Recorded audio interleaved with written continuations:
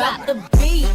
I'm a never Trump guy. I'm a never Trump guy. I'm a never Trump guy. I never liked him. I'm a never Trump guy. I'm a never Trump guy. I'm a never Trump guy. I never. I'm a never Trump guy. I never. I'm a never Trump guy. I never. I'm a never Trump guy. I never. I'm a never Trump guy. I never liked him. I never liked him. I never liked racism. I'm a never Trump guy. Xenophobia.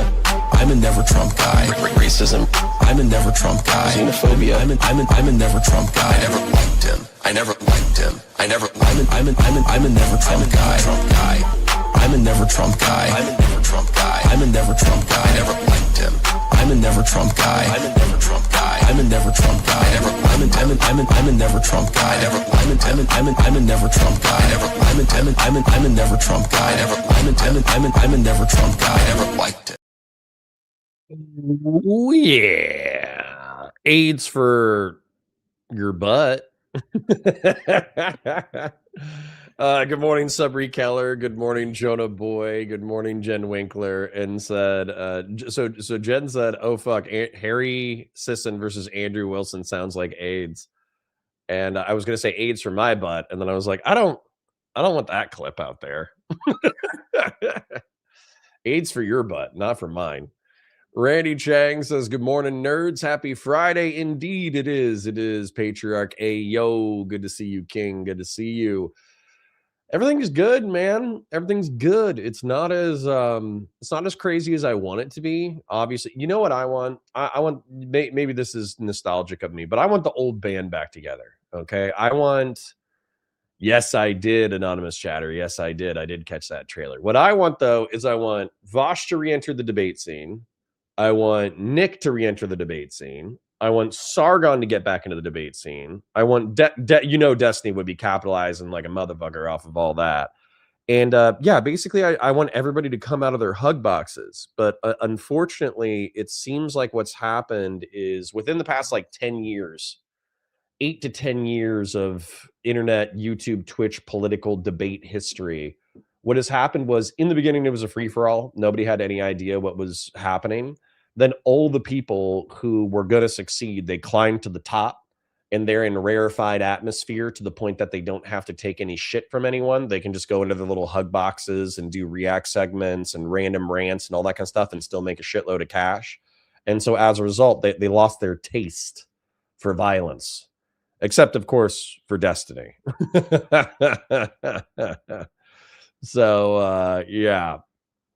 And then addressing Anonymous Chatter, the new trailer for Total War Warhammer 40K is amazing. Now, is it Astartes great? Nah. Is it Tithes great? Yeah. Like it's really well done. The models are well done. The action sequences are well done. There's probably half a dozen action sequences. The scales of the battle are huge. It looks great. And there's actually, I know that one of my main problems is that I have too many ideas that I'm like executing on a 60 to 70% level at all times. And so that's like one of my great flaws is trying to do 10 things at once.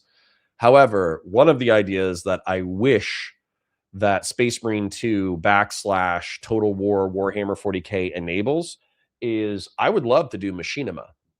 And what I mean by that is I don't have the ability to model. 3D modeling is actually pretty complex where you start with, well, you don't start with, but you create like a really complex 3D model that aesthetically looks like the thing that you want in real life.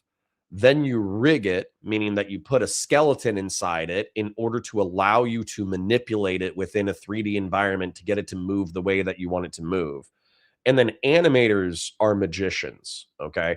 I understand that we all take animation for granted because we've lived in 2 decades, 3 decades of CGI development, where what's happened is even 10 or 20 years ago, there were animators who were capable of taking 3D objects and moving them in a way that was visually compelling and interesting.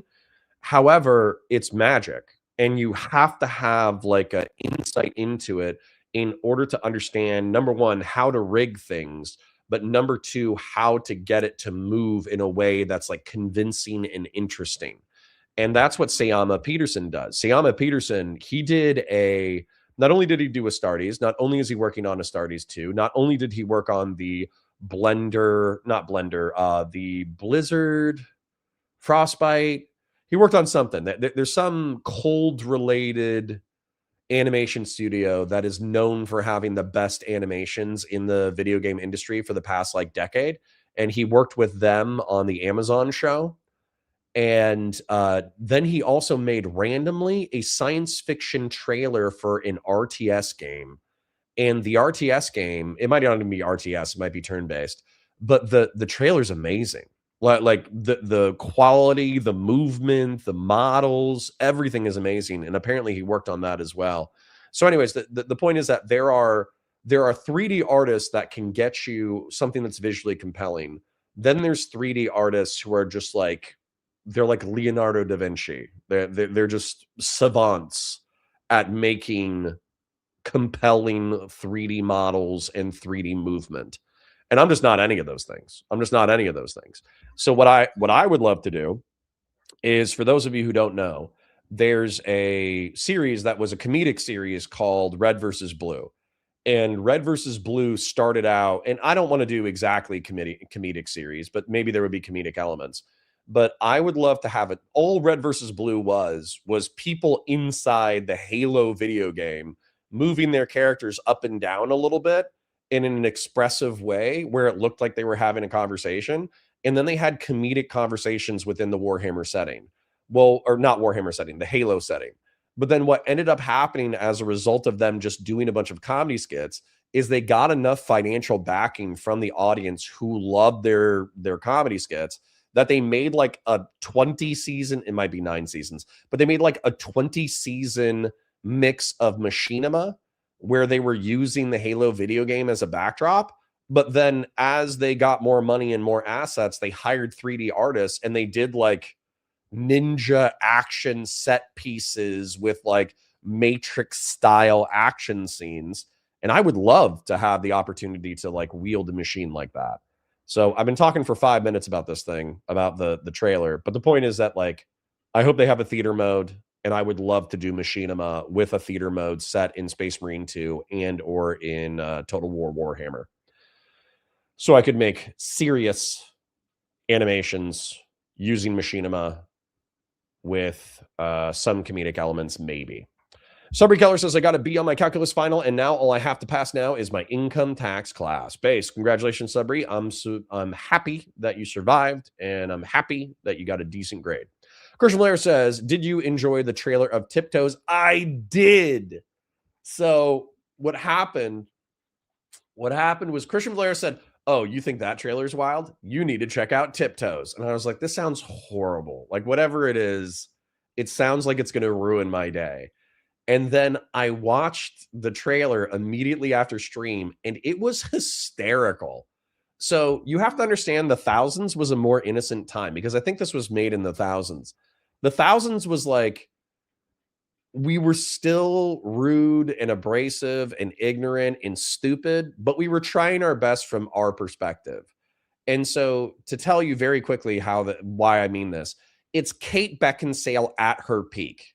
Kate Beckinsale is a very pretty woman. I fell in love with Kate Beckinsale during the vampire movies. I forget what the vampire movies were, but this is like Kate Beckinsale pre-vampire movies. And it's Matthew McConaughey before he does any serious acting roles. They get together and they're about to get married, but then Matthew McConaughey introduces Kate Beckinsale to his family, and they're all midgets. And obviously midgets is a derogatory term, which they address in the trailer. They're all dwarves. And so as a result, she has a shock and a fear and an anxiety that if they have a kid, it's going to be a dwarf. Then they explore that. Then she gets over her anti-dwarf bigotry. Then she introduces her parents to the family, and then they have to try to get over their anti-dwarf bigotry.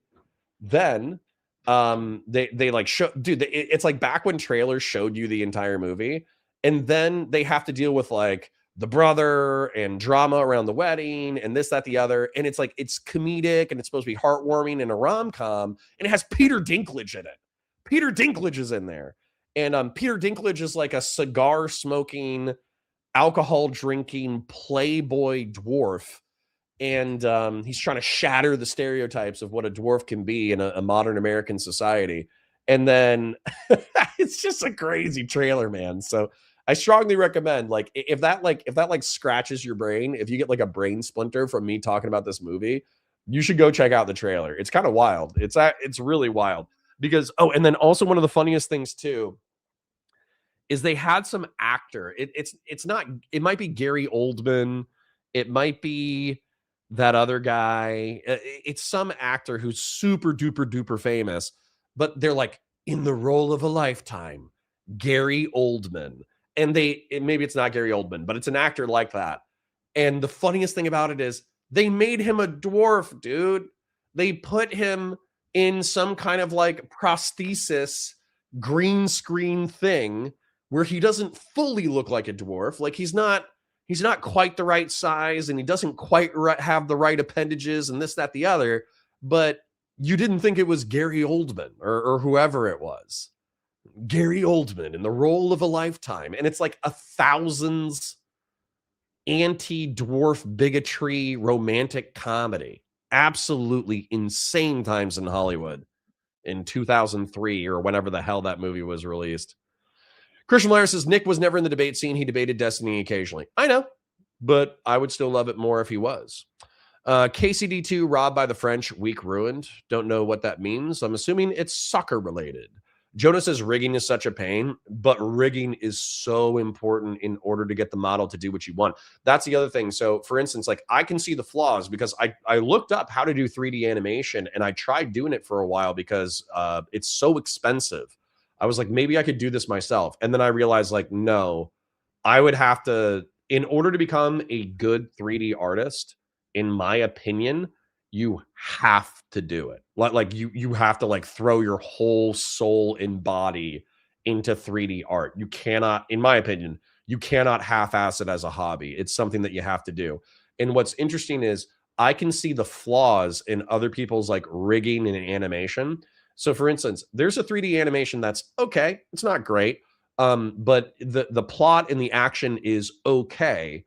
But the reason why I won't react to it on stream or not stream, the reason why I won't react to it as Warhammer content for my channel is because they didn't rig the asset properly for a Space Marine. So when he moves his arm, because they didn't rig it properly, the armor shrinks like it's flesh.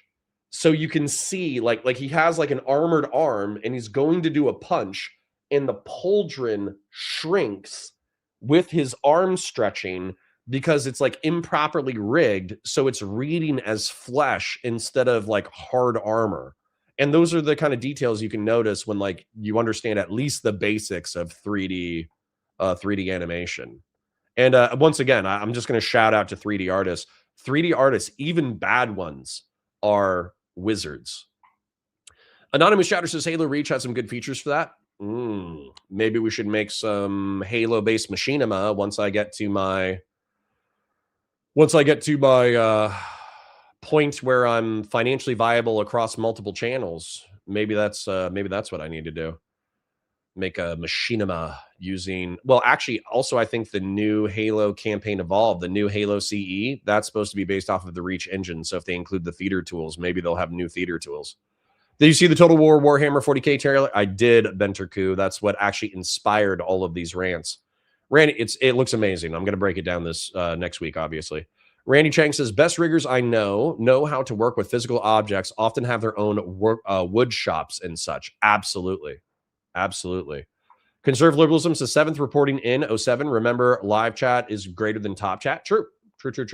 Like the stream, share it with your friends, engage with chat, super chats if you got them. Thank you to Fell Runner for kicking us off with the $5. Don't forget to set a goal. I will.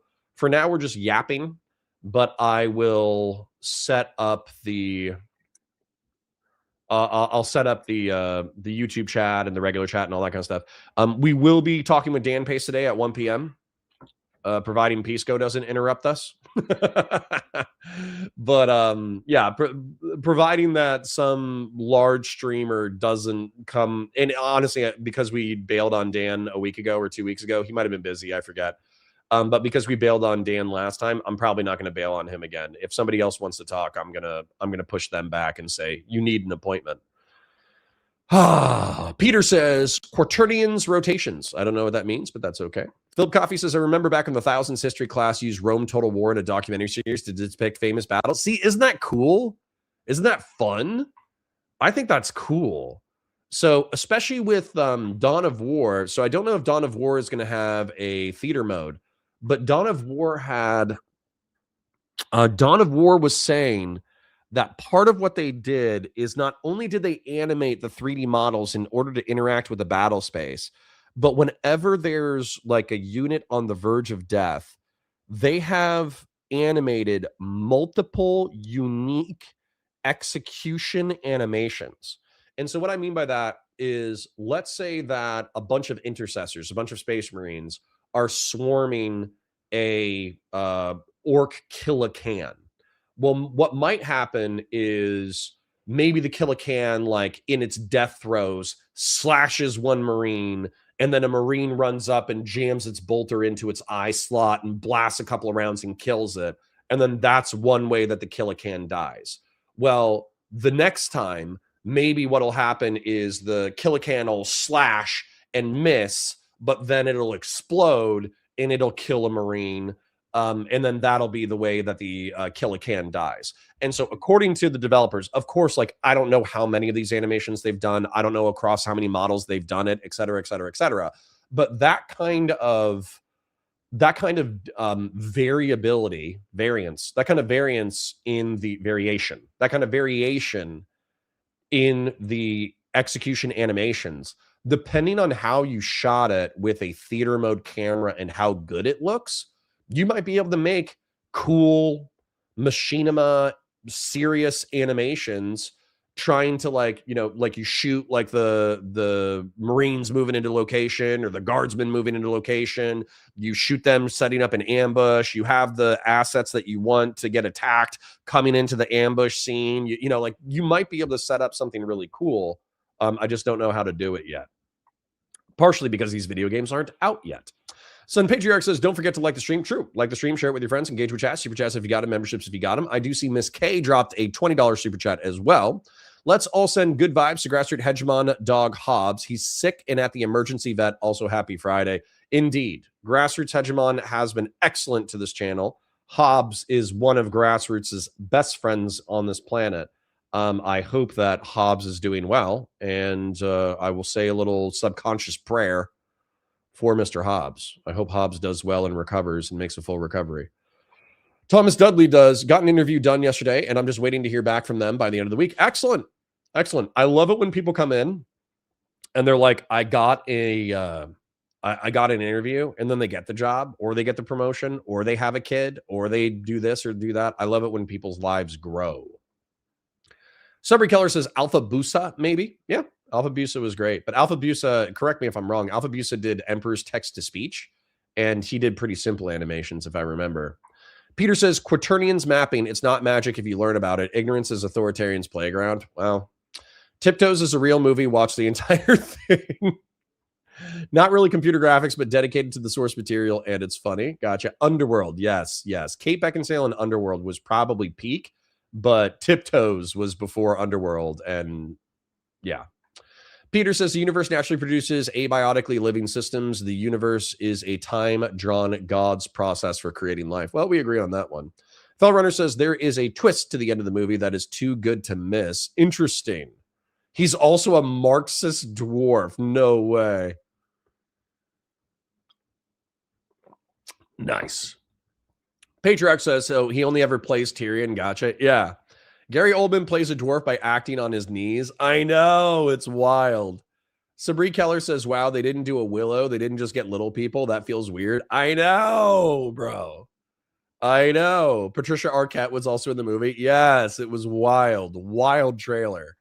Well, QC John says, good morning, girl hottest. May your girl stay hot, your beer stay cold, and may you keep all your fingers from blowing things up. Amen. Thank you, Brother John, for leading us in the morning prayer. Oh, Matthew Mack. I know. What insane day. Justin says, I saw a piece of you covering your debate with Nick. Any views changed from then from now? No, not really. Not really, Justin. I hate to disappoint. The thing, the only thing that's changed, we were talking about, Nick Fuentes and I, we were talking about like liberal versus Christian empire. My only problem, or my only thing that I've changed on is I don't know if we have the will to sustain the international American empire. I seem to be the only person to think that it's cool. Maybe like half a dozen people in chat think it's cool. And maybe like half a dozen liberals think that like it's necessary economically. And maybe half a dozen internet, military guys just love fighting jihadists. So they would rather live in the Middle East and North Africa smoking people rather than, be at home. So I don't know if there's enough of us to perpetuate American empire. So would it be better to kind of have like a staged withdrawal from the world stage where we kind of work with our allies in order to maintain what's necessary for the Roman Empire, like American Roman Empire, but then basically do like a staged withdrawal where we set sustainable economic, military, and political goals. That way you don't burn out, because a empire that overextends itself is doomed to collapse. Whereas a ordered reality that is sustainable can maintain stability over a long period of time. That's the only thing that I'm balancing in my head now. Roman says 3D animation is probably the most expensive hobby one could have. Agreed. Randy says software licenses are no joke. It's true.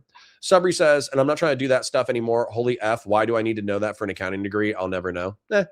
Jen Wink says Connor is making up words again. True. Blade says, hello, Connor. Did you get this? I had to leave. Why do you think deism is true, or is it just vibe-based position? It's the literature. In the literature, deism is a dead position these days, to be honest. Blade, because I think atheism is too far, like without a God.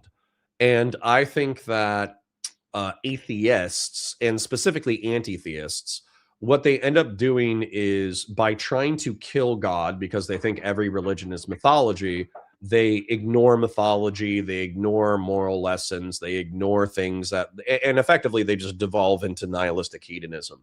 Nearly every anti-theist and atheist I know, at minimum, had a nihilist hedonist phase, if not ending up in like self-obsessive, narcissistic, navel-gazing nihilist hedonism well into their later years. And so it's pretty clear from like an evolutionary standpoint that that's bad. Like if you don't have kids, if you navel gaze, if you're a narcissist, if you're antisocial, if you think you're smarter than everybody that you've ever met on the entire planet, it's pretty clear you're dumb as fuck. Whereas what's actually going on with like 80 IQ people who are pro-social, believe in God, hang out in a community, have kids, love their family, live virtuous lives, those people on the whole are actually doing better. So in a weird way, atheists might be, or anti-theists might be more correct about reality because they don't believe in a specific mythology, but the theists have a mythology that is offering them all of these like spiritual, psychological, social benefits that then make them living better lives than the anti-theists. And so the reason why I've arrived at deism as kind of like a decent compromise is because deism, you don't have to have a conscious God. Like God doesn't have to be personal in deism. As a matter of fact, a lot of deists believe in like a blind watchmaker. They think it's a creative force that kind of like kicked off reality and then just kind of operates in the background, and it may or may not be conscious, which is entirely possible, and we would have no idea one way or the other. Also, deists, you don't have to have an afterlife. I hope there's an afterlife. I hope my consciousness transforms into some other continuation that allows me to continue as myself. But I also know that that's probably not realistic or real. And so deism doesn't require an afterlife. We could just all slip into mindless oblivion, and then maybe we reincarnate in a few billion years, and maybe we don't. Maybe it's just mindless oblivion for all of eternity. Sometimes when I'm tired, mindless oblivion doesn't seem so bad. But the point is that atheists and anti-theists evolutionarily seem to screw themselves over. And then not just that, they seem to ignore the morality offered by theism.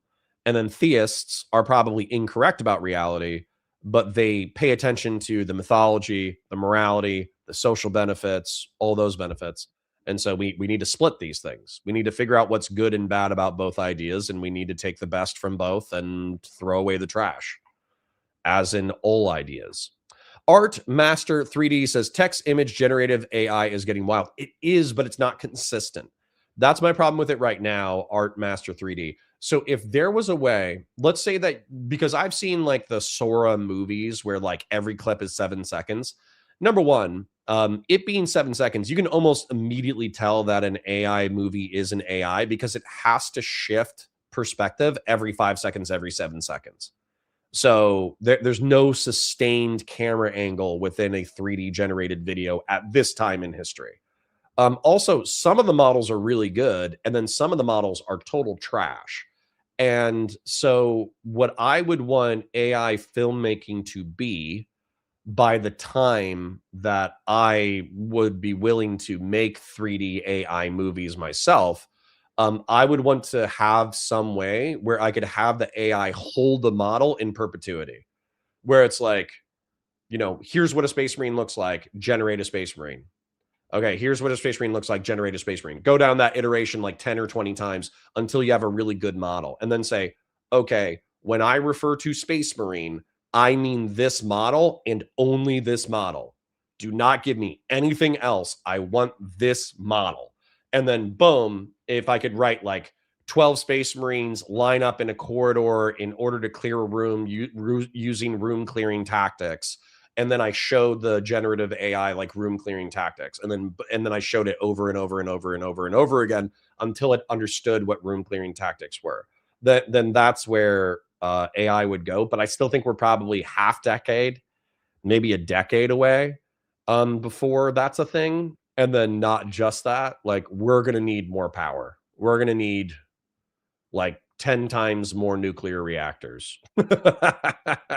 So for me, using AI to create my TV series is not it's not viable at this point. The goal to get more goals. True. Don't let Pisco or Doobie derail Dan this time. I won't. Pisco is supposed to talk to Hutch today. Good. That should be a good debate. Jonah says, I was an animation student before I went back for comp sci. Animation is based. Timothy says, did you play the original Medieval Total War? Nope. I don't have enough time. Also, you guys need to understand how old I am. I'm in my late 30s at this point.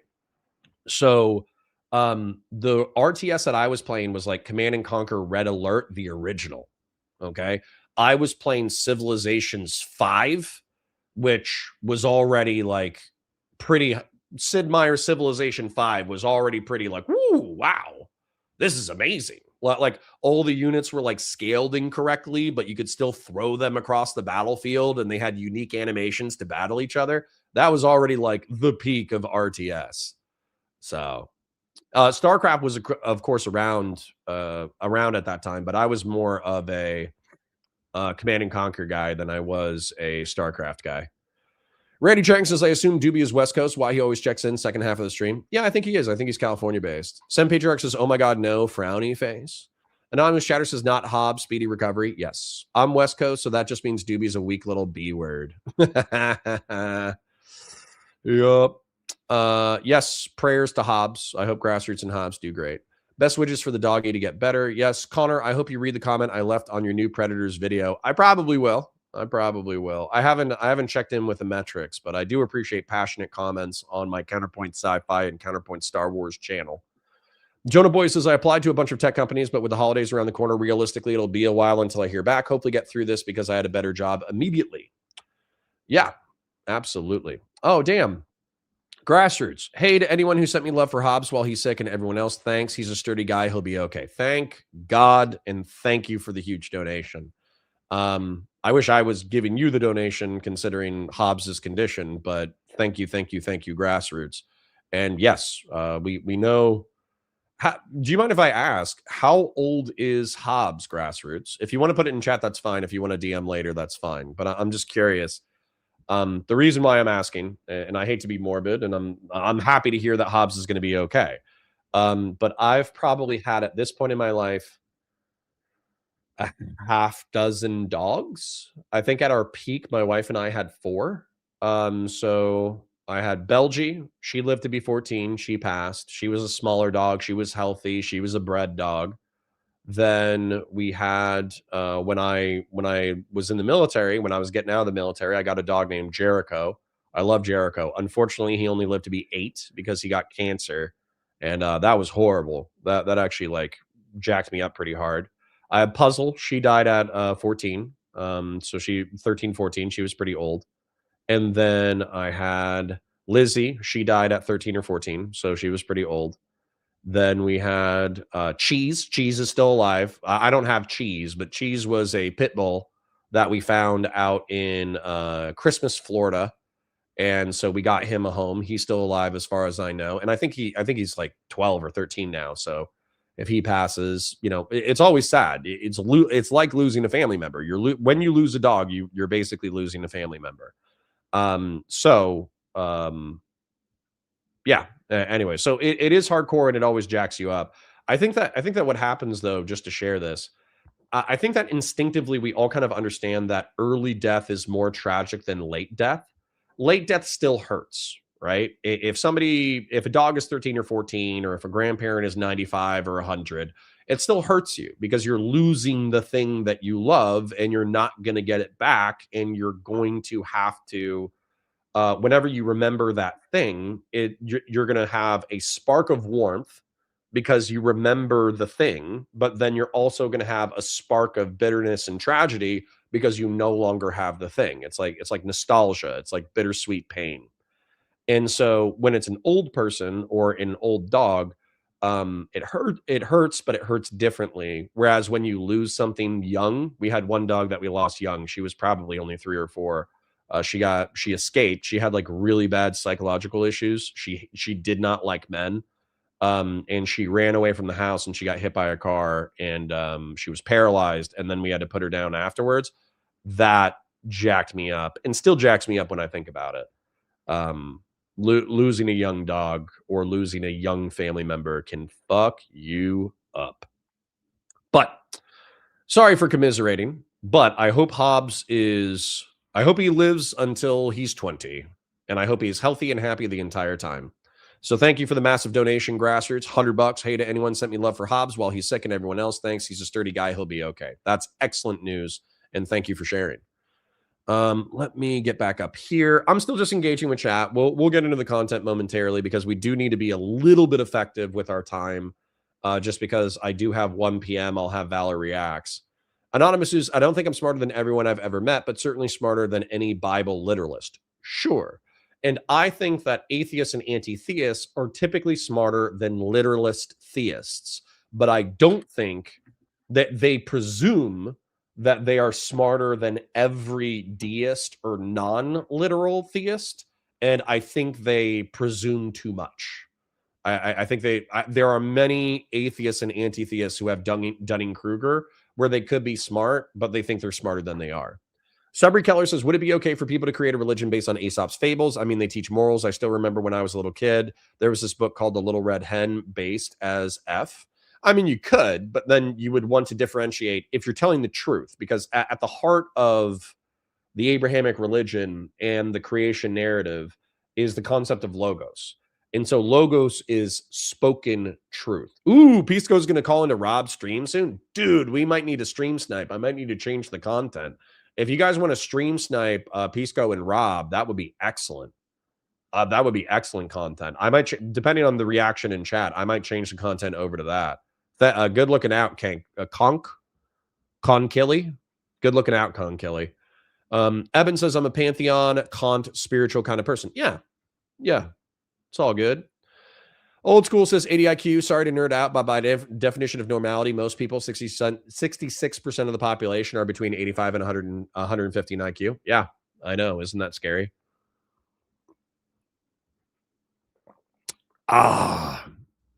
Beef Supreme says, I don't need an afterlife to love a good life or have a full life. Also, I've met many of non-believers who have better heads than followers. Okay, well, I've seen it cut both ways.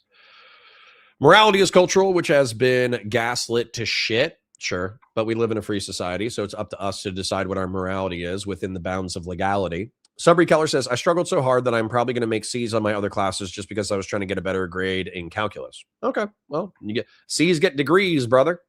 Sean Kaplan says, have you heard about panpsychism? It's basically that consciousness is a fundamental part of the universe but exists in simpler ways.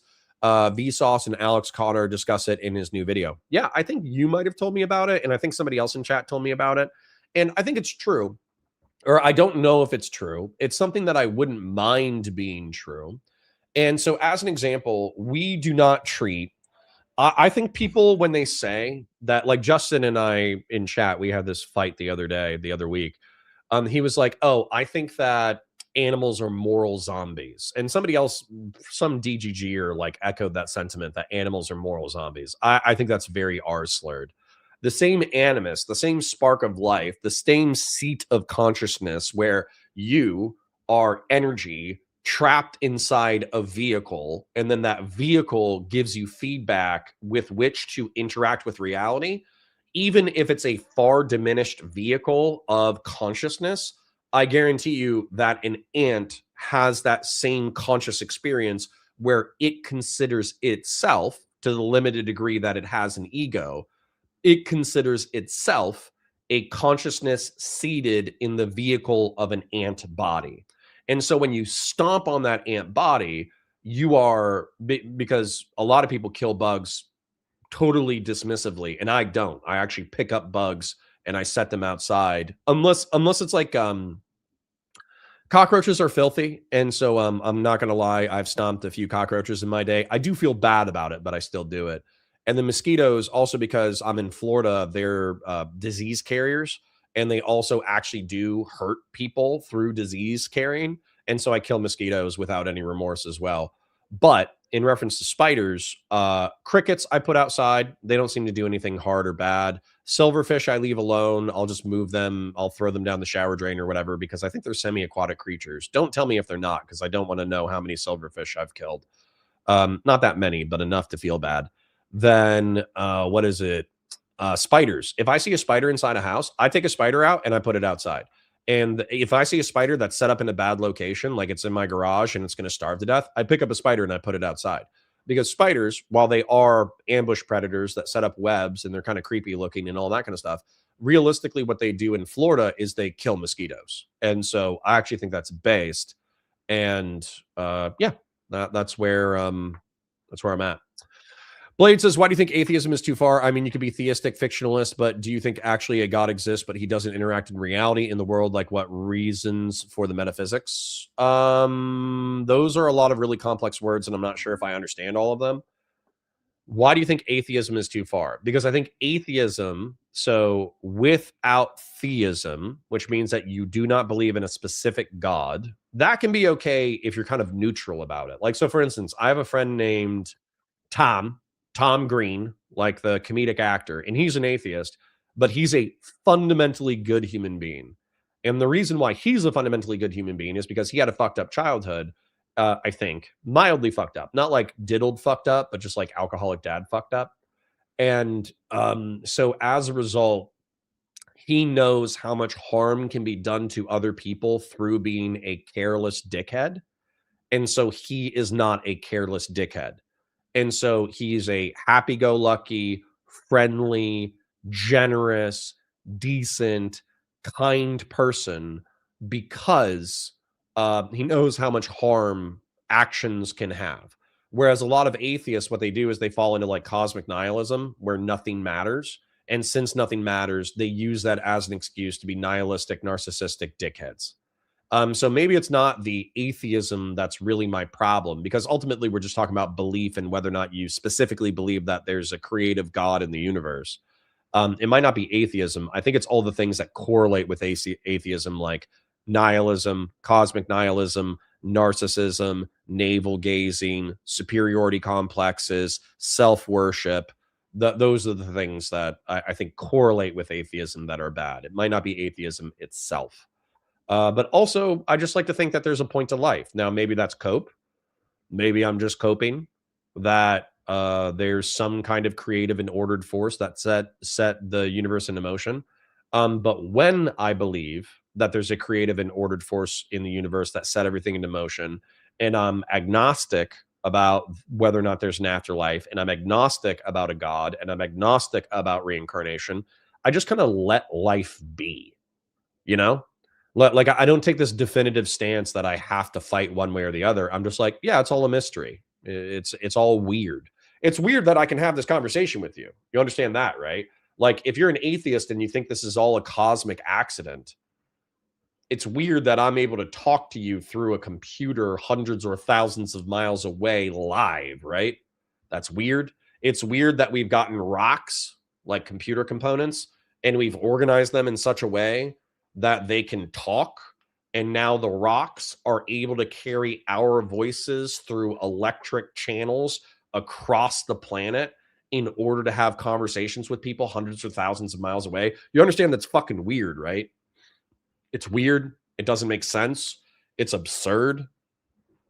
And so to me, like the only thing that really explains my capacity to be able to talk to you hundreds or thousands of miles away, yeah, sure, on the scale of things, on the statistics of things, it's a cosmic accident, but I'm also a product of that cosmic accident and I love all the ordered things in my life. So there's something that's ordered about reality, and that's what I'm scratching at with deism. Randy Chang says it's tricky. Good models and trash models are often the same thing, just from different camera angles. True. TS Phantom says that's easy. Just direct your film like the movie Taken. True. Sen Patriarch says Command and Conquer was based. True. Randy Chang says I get the impression most of our chat is older than Connor. I don't think so. I think we have a lot of we got a lot of college kids who are on the verge of graduation, and some of them are delayed in launching. So they're probably mid 20s, late 20s or whatever. But I think we have a lot of 30-year-olds and we have a lot of maybe early to mid 40-year-olds. I think I probably don't appeal to 19-year-olds. Weirdly enough, that's like the one demographic that probably needs to hear what I'm saying the most, and yet that's probably the demographic that is least interested in what I have to say. The irony of youth, but I do think we have a decent crossover. Probably my guess would be from like 24 to 50, I think is our demographic. Sun Patriarch says I'm younger. True. Fell Runner says with kids, the time to game is only midnight to 3 a.m. True. Christian Blair says OG Red Alert was base. Those electric perimeter trees were something else. Tesla coils, bro. Tesla coils. I love Tesla coils. Absolutely. Jeb Cush says I played Age of Empires 2. That's a banger. Timothy Douglas says, haha, same Red Alert was base as fuck. Yeah. Peter says, I'm a mathematician, biochemist. God is not spatial. God is above the universe. Knowing the universe gives us understanding of what and how to extent, but not the why, except life. Interesting. Command and Conquer on N64 was the shit. I have no idea how you did that with a console. I had enough difficulty with the mouse and keyboard. That's crazy. Zorenthius says, Total War Warhammer 40K announcement doesn't look like a typical Total War right now, but it's pre-alpha. Oh, it looks great. It looks great. Timothy says, I attribute my staunch anti-Russian worldview on Red Alert. True. Although the Russians did have amazing units. The Mammoth tank is so iconic. It's the Hind helicopter and the Mammoth tank are forever burned into my memory because of Command and Conquer Red Alert. Sun Patriarch says, I love playing Tom Clancy's End War. That's a classic. Jeb Cush says, then I played Star Wars Galactic Battlegrounds, which was an AoE 2 mod. Awesome. Grassroots with the insane $100 super chat. Thank you, King. And give Hobbs my love. Buy Hobbs some meat. Some delicious, delicious meat. And reward him for surviving his ordeal.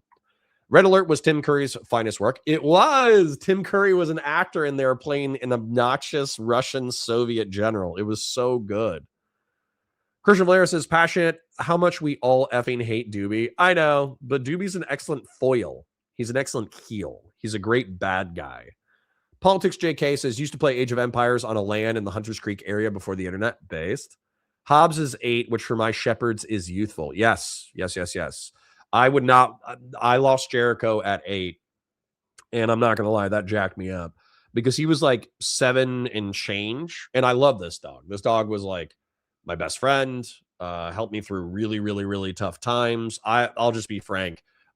Jericho was one of the reasons why I didn't kill myself in 2011. In 2011, I almost killed myself, and Jericho was one of the reasons why I didn't. And so I felt like I owed him a debt. And so I spent a lot of money keeping him alive for a year. And realistically, for that year, in my opinion, looking back at it, like I said, I don't regret keeping him alive for that long. But I do think that a more humane, insane, and less expensive way to take care of him would have been to push him out to about 3 months and then do what needed to be done. So looking back on it, I don't regret anything, but I do think I could have done it better. Blade says, I've heard a lot of young people are seeking Nick Fuentes clips in their Instagram reels and TikTok. Do you think the fact that so many even normie young people are seeing means he's passing David Duke? Yeah. Yeah, he could be like he could be our generational racist. But I do think that like probably half of Nick's audience, my guess, even people who watch him regularly, they might get infected with his mind virus and become like skeptical of Jews or skeptical of Israel or this, that, the other. But they're probably not going to be like full-blown Christian theocratic authoritarians. As an example, that clip where Nick is saying, you know, it's actually not hard. It's actually not hard at all. If Jews are running the world, women need to shut the F up, and black people need to be incarcerated for the most part, and then we would live in paradise. So that's funny to me. I'm not going to lie. It's funny, but it's not real. It's not true. So because the amount of social strife, let's say Jews are running society, we think that's a bad thing, and we need to do something about it, okay? I have a whole bunch of Jews in my chat. I love my Jews, all right? There is no world in which I will sacrifice the Constitution of the United States in order to dispossess a ethno-religious group of political and financial power in order to, I don't know what, put them in their place, I suppose, put them in their social place. There's no world in which I'll do that. But I do think it's funny that a healthy chunk of executives in Hollywood and a healthy chunk of financiers in New York and a healthy chunk of political advocates and advisors, I do think it's funny that they're Jewish. I think it's funny that like you can like throw a rock in Washington, D.C., throw a rock in New York, or throw a rock in L.A., and you're going to hit a Jew, right? Like I think that's funny, but I'm not going to destroy my society because I think they're, getting one over on the American people. And then women need to shut up. Well, I'm trying to listen more to my wife these days, especially. But yeah, there's times where as a man, I feel like women will prioritize things that I wouldn't prioritize. And as a result, I experience some level of frustration. And so there's a level of like misogynistic frustration that appeals to. And then same thing with like in black people would be incarcerated. Like, no, I have black friends. I love my black friends. I love my black chatters.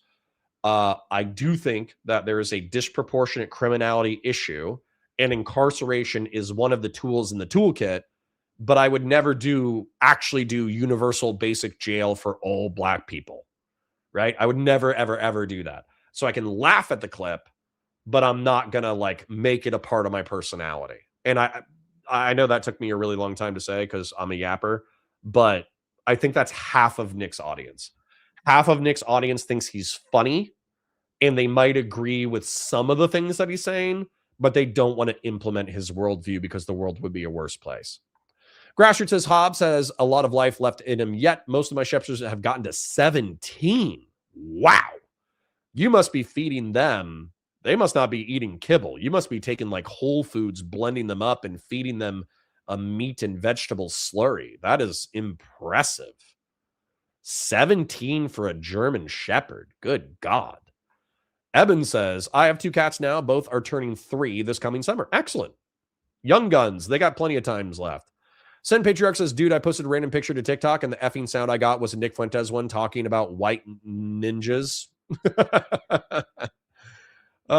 Send Patriarch says he's growing in the brain rot sector of the internet. I believe that. Bass Guitar says, glad to hear he's getting better. Me too. Tagrun says, speedy recovery. Hedge, my guy almost died and needed surgery, and it was really hard to see him go through that. Yep. They're like I'm going to be mean, but I'm not going to use the slur. Having dogs is like having slurred children. Okay. You love them. Your life is so much better. They make you laugh. They make you happy. They're so full of life. They make your life so much richer. And then they break into the cabinet and they eat batteries or chocolate or nails or rotten, roadkill or something, and then they get sick and then they almost kill themselves and then they survive. So I know it's mean, but I stand by the fact that having dogs is probably a lot like having slurred children. Blade says, what does a biblical literalist even mean? Somebody who believes that each and every word within the Bible was dictated or ordained by God, and therefore you have to follow the letter of the law from a biblical sense to the letter insofar as you are capable, or else you are a bad religious person. And if you don't think that's real, go to a Baptist church. Those people are 100% real, and I was raised with them for decades. Anti-theism doesn't equate to smartness, it just correlates. Sure. But also so do a bunch of antisocial outcomes. So if you're so smart that you can realize that the theistic Judeo-Christian God doesn't exist, but you're so dumb that based off of that understanding, you destroy your life, you're kind of stupid, right? Right? Like you're smart enough to figure out that the Bible is not literally true, and yet you're so stupid that you ruin your life, in my opinion, by not having kids, doing hard drugs, having bad relationships, because you think there's no rules, right? You think there's no rules to anything. And so since there's no rules, you live like a pagan idiot before the invention of religion.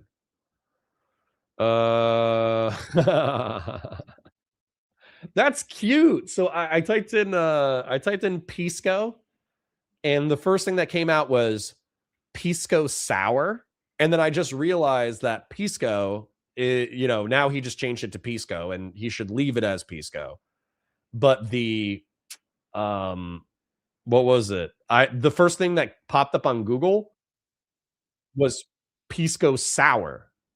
So back when it was Pisco's hour, it was a play on words for Pisco sour. That's actually really, really, really cute. I'm not gay though. I'm definitely not gay.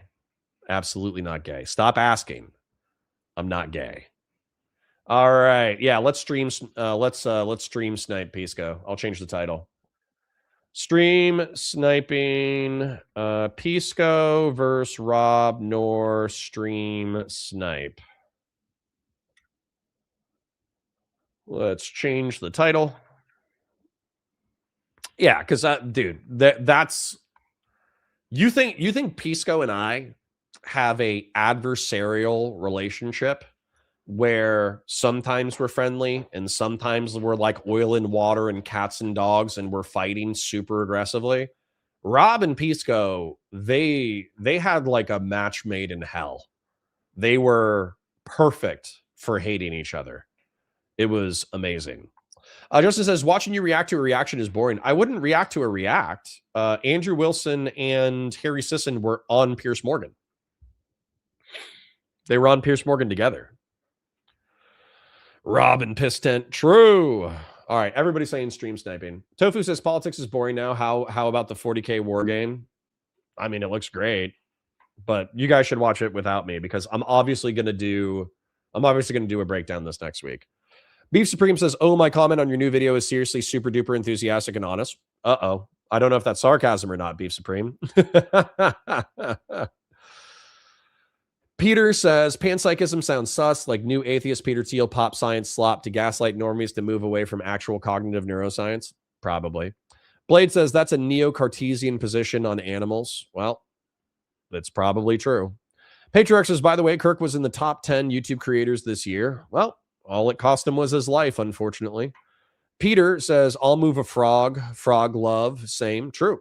I treat bugs like I will treat the Aliens dead. That's crazy. Wait, so who is really Charlie Kirk in a mask?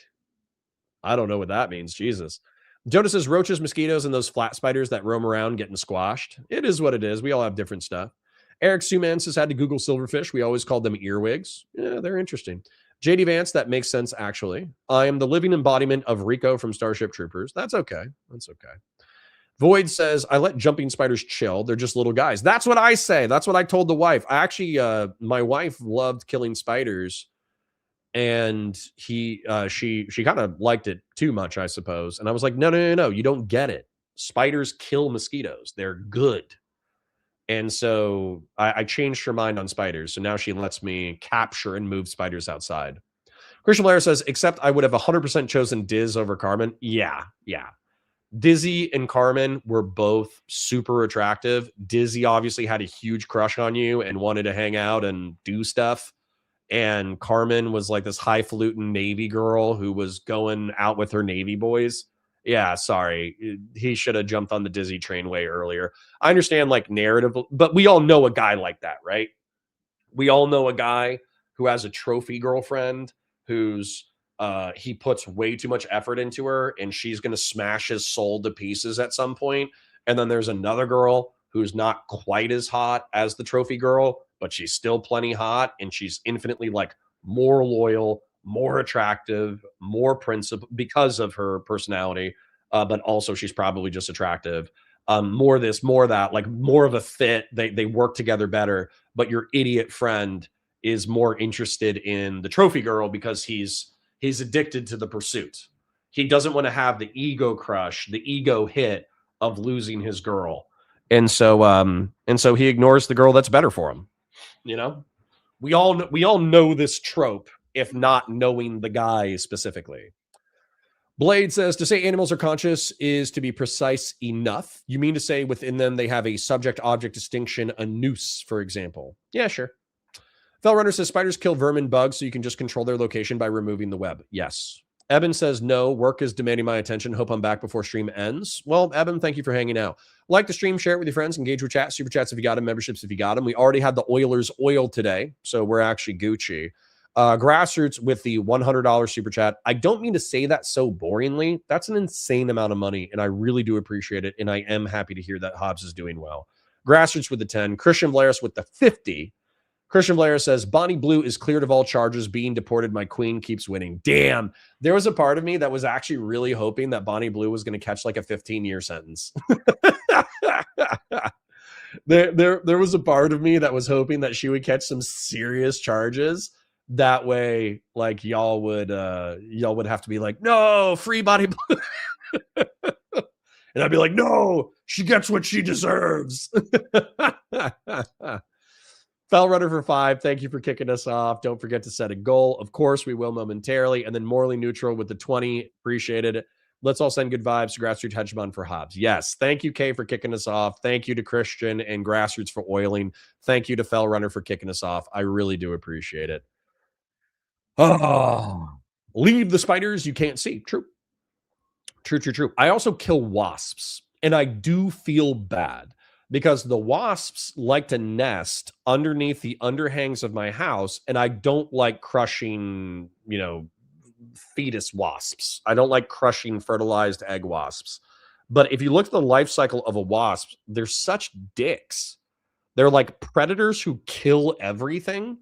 And with bees, I think this might be specifically with humans. I don't think bees are supposed to die when they stab you. I think it's just part of their physiology that like when they try to remove their hook, they just rip their own asshole out and then they die. Whereas I think if they're stabbing other bugs, it's not like 100% that they're going to die, right? They can stab other bugs and then pull out the hook and then it's not going to kill them, I think. But anyways, the point is that with wasps, they are physiologically built for warfare. Like wasps are not tyrannids. But the Tyranids would 100% incorporate the wasp species into the Tyranid bioform. Wasps are fucking assholes built for war.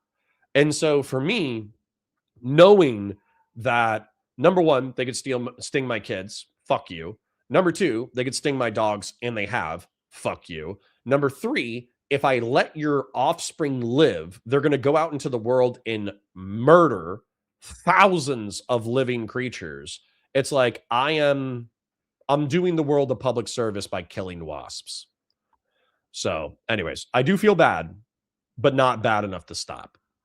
Fennec says, good morning, folks. I have a newfound will to live after seeing the new Total War Warhammer 40,000 trailer. Weirdly enough, Call of Duty Modern Warfare 2 actually, that was another reason why I didn't kill myself. I didn't kill myself because I had a dog and I saw a Modern Warfare 2 trailer. No, it might have been Modern Warfare 3. And I was like, well, I have to play that.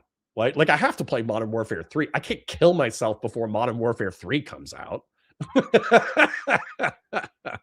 I hate to say that something so lame actually was a thought that I had of why I can't kill myself, but it was true and it worked. So if it's stupid and it works, you can't do it. So let me I see that they've started. It looks like they're in intros.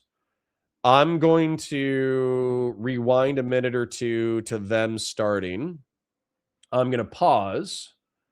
I'm going to go to you guys. I'm going to move you up here, I suppose.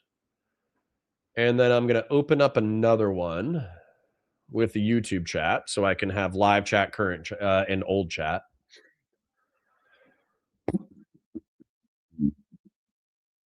Let me go to our channel. Let me pull up the stream. Let me move you guys over here. Not over there, over here. Let me pop out chat. Connor, Cyberpunk 2077 turning 5 on December 10. When are you going to do a playthrough? Oh, by the way, female V is now canon. I don't know.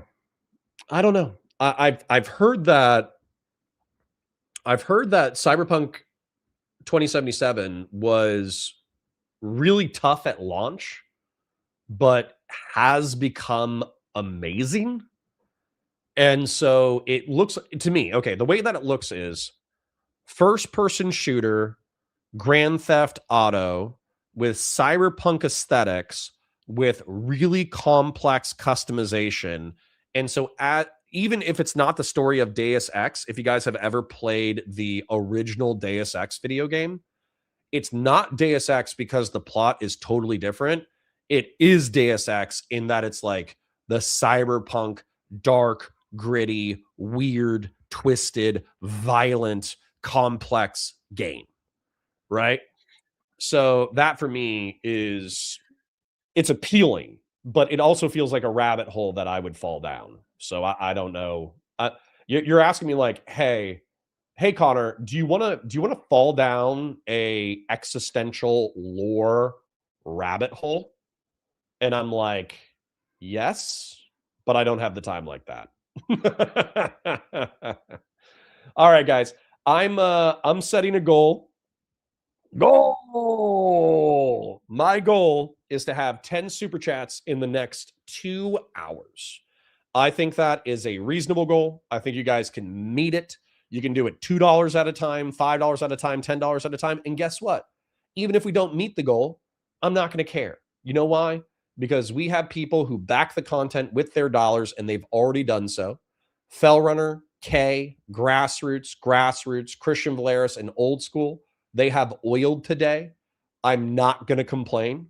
You guys have already made this day worth it. So let's get into the content and take it from there. So let me present or invite, add the screen, entire screen, audio, add to stage, remove from stage, and let's do a narrative intro. So, hi guys, welcome to Counterpoints. My name is Connor. I'm a science fiction, politics, and philosophy nerd, a Marine Corps and law enforcement veteran, and I would argue a real Republican.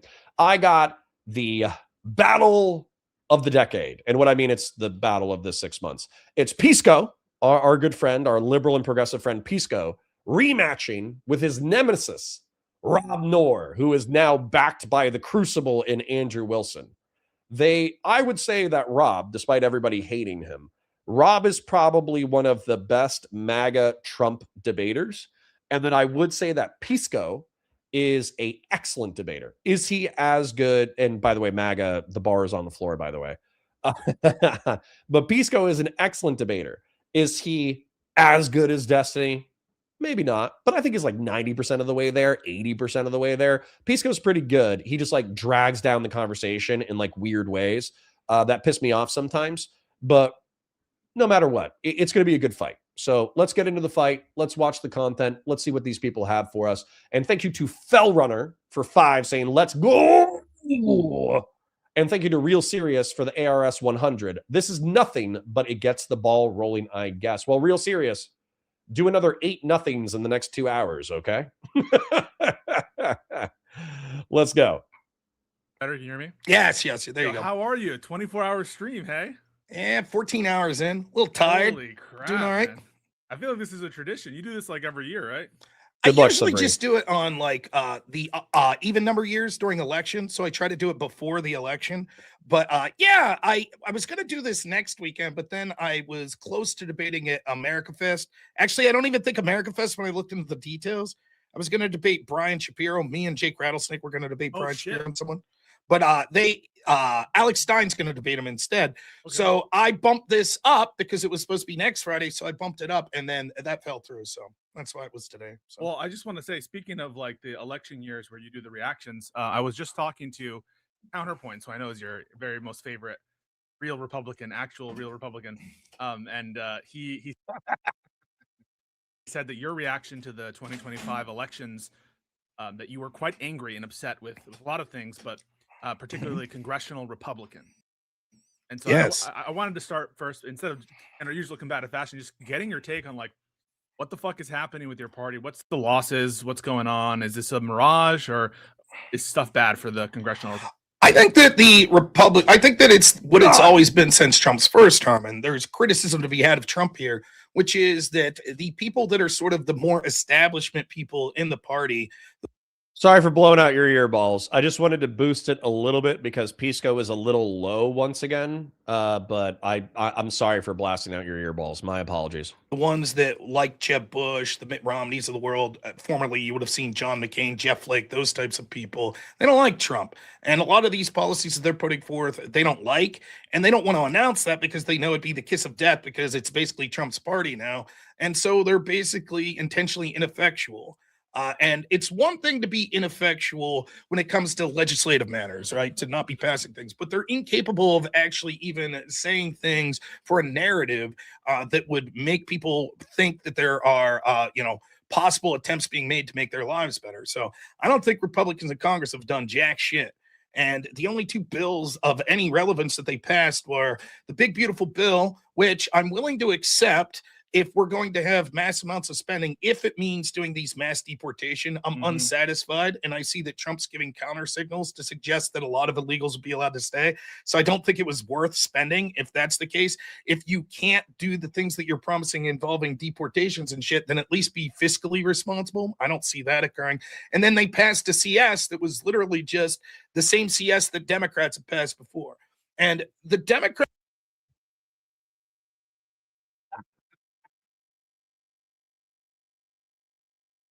Sorry for laughing at Rob. Let me thank Sean Kaplan. Some lurker oil to bless your PC's machine spirit. Thank you, Sean Kaplan. Very much parasocially appreciated.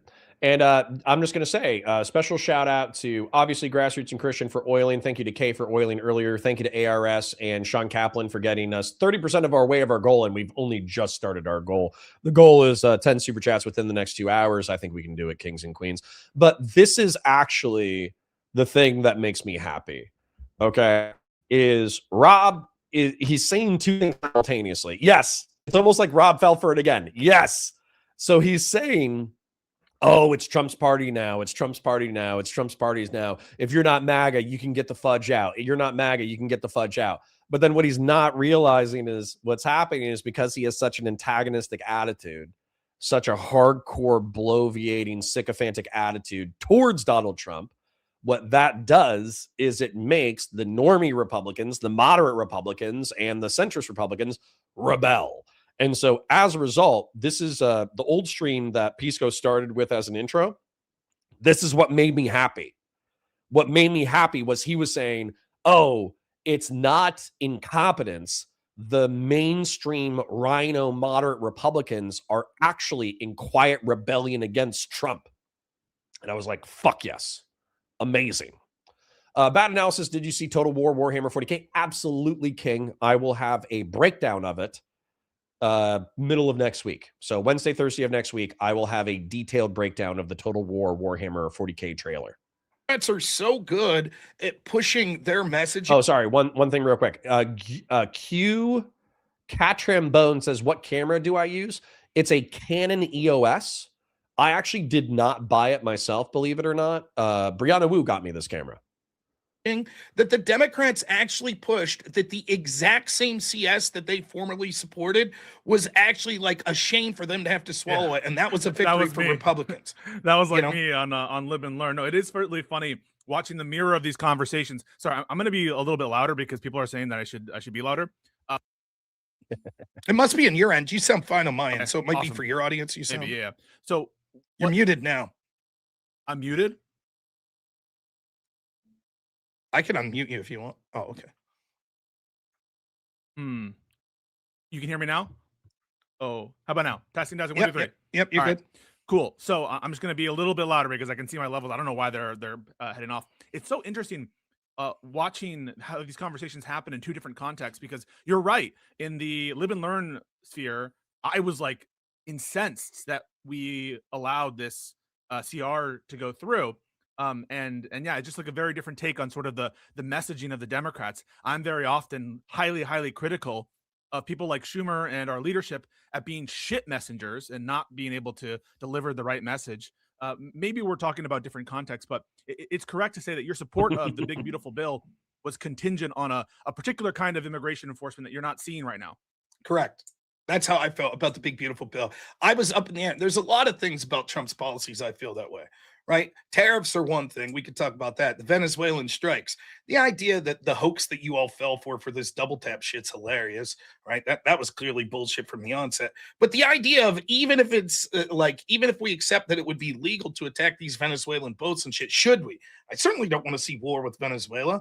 I guess in the grand scheme of things, as someone who's been against interventionism around the world, I find it more palpable to possibly deal with bad actors that are literally directly on their way and doing things in the United States than random people in Libya, Syria, which not only has Obama bombed and Biden bombed, so Trump. So I find it more egregious, like Trump's bombing of Syria in the past, than his bombing these Venezuelan boats. But that doesn't mean I'm exactly thrilled about the bombing of the Venezuelan boats. If it's true that this would precipitously decline, like cartels' influence in the United States, fentanyl coming in and other things, then I guess that I could accept it. It's very similar to the bombing of Iran. But what I will say is I feel that one of the reasons that Trump's polling numbers, particularly with young people, is doing so bad right now is because the focus of his presidency at this point, undoubtedly, at least for the last 3 to 4 months, has been foreign policy. And I don't think the people in this country give two shits about foreign policy anymore. They're tired of not being able to afford groceries. They're tired. Subreese says, holy fudge, I was just about to turn off the stream, but then I heard Rob talk about how it's okay to shoot people after they're no longer combatants, and now I'm thoroughly peeved. Listen, man, it's easy to dunk. It's easy to dunk, and I will, but I'm going to try to caveat my dunks a little bit, okay? So for Rob, I think what he's saying is logically true, which is that there's a certain sense in which bombing the Middle East and North Africa, at least from an isolationist perspective, doesn't help us out. I think geopolitics is complex. I think our interests in Middle Eastern and North African state stability, and also the like 2/3 of the world's energy industry being located in the Middle East and North Africa, I think that we're just going to be there. It doesn't matter whether or not you like it, don't like it, want to be isolationist, don't want to be isolationist. We're going to be there because stabilizing the Middle East and North Africa, and specifically the energy industry, to be favorable towards America, it's so important for like international commerce. It's just going to happen. So I feel like there's a geopolitical naivete when it comes to Rob's dislike of Middle Eastern and North African conflicts. But hey, potato, tomato. When it comes to Venezuela, I think he's coping. I'm just going to be real. I think it's cope. I think him saying like, oh, well, I understand it because they're more regionally close and Americans do die from drug overdoses. Therefore, I'm okay with Donald Trump stretching the authorization for use of military force written in 2001 that was supposed to be about Al-Qaeda and jihadist terrorists in order to blow up random civilian Caribbean drug traffickers. I think it's cope. It's straight cope. And I do have a healthy chunk of schadenfreude when it comes to Rob coping. So I'm just kind of like basking. I'm basking in the schadenfreude. So Sacred Snow says, does anyone know what Rob has was talking about with the double tap, the boat hoax? Did I miss a talking point? Yeah. So Sacred Snow, what's going on is I root my criticism of the Caribbean boat strikes way deeper than I think of a lot of other people do, which is I think that we shouldn't be blowing up random Caribbean vessels because they're not members of jihadist terrorist organizations, which is what is described in the AUMF for 2001. Therefore, Congress has not authorized any kind of military strikes in the Caribbean, and the president can act on an emergency basis, but for a prolonged military campaign, you need congressional authorization.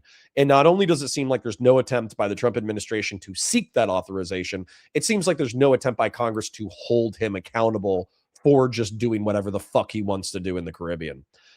So the double tap was that there was a Caribbean drug trafficking boat, allegedly a drug trafficking boat, hit with a Hellfire missile. It got blown up. 2 people survived. They got back on the boat. According to the Republicans, they were like picking up the radio and then also like trying to salvage drugs. And then they got hit with another Hellfire missile and they wiped out those 2 people. They were saying that specifically killing non-combatants after they're out of the fight is a war crime, which it is. But that's not my criticism of the strike, because we've done similar things in the war on terror where there were people who were not immediately combatants that we killed anyways. But it's frustrating for me, I suppose, that Congress is just watching Trump doing this and doing nothing else. Anyways, so all of that's funny. All that's cope. I'm happy Rob's coping. I'm happy he's seething. I'm happy it's giving him heart palpitations. I'm happy it's giving him heartburn. And then I also just want to thank everybody again real quick. We already have 9 donations so far today. Fell Runner, K, Grassroots Hedgemon again with an insane $100 donation. Christian Blair's with the 50, Old School with the 5, Fell Runner with the 5, Real Serious with the 100 ARS, and Sean Kaplan with the 10. We do have a goal, which is to get 10 super chats over the next 2 hours. We're already at 3 super chats. I parasocially love you and appreciate you. And then I also saw Grassroots Hegemon say Hobbs may have lymphoma. The weird thing about lymphoma, in my experience, my limited experience, and you can definitely call me an idiot in the next 30 seconds if I say something wrong. Lymphoma is cancer in the lymph nodes. And so the problem with that is it spreads cancer to the rest of the body really easily. But the cool thing about it is that, relatively speaking, it's treatable with radiation and chemotherapy. And as long as it doesn't metastasize in the rest of the body and you catch it early, while ultimately a lymphoma diagnosis is fatal, it's at least short-term, intermediate-term treatable. Depending on the stage, of course, because if you're at stage 3, 4, it's spread to everything else, you're kind of fucked. Whereas if you catch it early on and you can treat it with radiation and all that kind of stuff, I think lymphoma is one that you can kind of limp on in life for a while. Of the median household, our first-time home buyer being 41 years old. They can't afford their house. They can't afford healthcare. They can't afford groceries. Ooh, Rob's focusing on the affordability crisis. Interesting. Most of this is because of the disastrous policies of your party and Joe Biden, where we saw inflation go through the roof. But nonetheless, Trump's not even selling the message that, hey, we've stemmed the bleeding, but we understand people are still hurting. It's the same mistake that the Biden administration made, right? They should have been out there from day one saying, yeah, you're absolutely right that people are suffering immensely economically. We blame Trump. Instead, they were like, one of the greatest economies ever, Jack. Inflation's transitory. And I was like, what a fucking terrible messaging. Now Republicans in the Trump administration make the same mistake, and they deserve to be punished for it, because it's insulting to people that have been struggling in this country for a long time, that were more focused about fucking Ukraine and bombing Iran and Israel and bombing Venezuelan boats, as far as I'm concerned. Not to say that in a vacuum each of those things are the worst thing in the world, but the priorities are all wrong in my opinion. I definitely want to get into, hopefully we can get into the strikes at some point. I understand that you're against them on policy grounds, but well, I don't know that I'm against them. My guts to be against them, but the copes continue. Somebody Keller says, "Holy fudge! I was just about to turn off the stream." Oh, that was the one that I read. We just did the drone strike. There was one other one that was right here. Actually, I think the claim was "leave none alive," not double tap. Not really important war crime either way. In my opinion, yeah, it's not the execution of the mission that's my problem. Because, for instance, if there was an Al Qaeda operative, there's Al Qaeda operatives that we've killed. They were just walking around. They were walking around on their cell phone. They weren't combatants. They weren't immediately violent people. But we killed them anyways. That's not my beef. My beef is with the fact that the Trump administration is stretching the 2001 AUMF to include narco-terror organizations in South and Central America. But those narco-terror organizations, to my knowledge, are not engaged in terrorist attacks in America, in the United States. They might be engaged in terrorism within their own countries. And so for me, defining them as terrorists is a stretch. And then the AUMF, if they're not planning a terrorist attack in the United States, that's not covered by the AUMF. And then if you want to say that overdose deaths of drugs in the United States are terrorism, then I think you're just using words wrong and you're an idiot. And this is part of the problem with our current society, where we're just using verbal proxies to mean whatever the fuck we want them to mean. AKA Batu Sai says, "Connor, doesn't Monroe Doctrine basically imply that the U.S. won't stand for any enemy military presence in our hemisphere?" Yes, but the narco-terrorists are not military organizations. They're paramilitary organizations. And they're also indigenous. Like, we're not going to attack the Venezuelan military or the Guatemalan military or the Mexican military for existing. That's their indigenous forces. So that doesn't make any sense. Yes, that's what I would say. Sorry, real quick.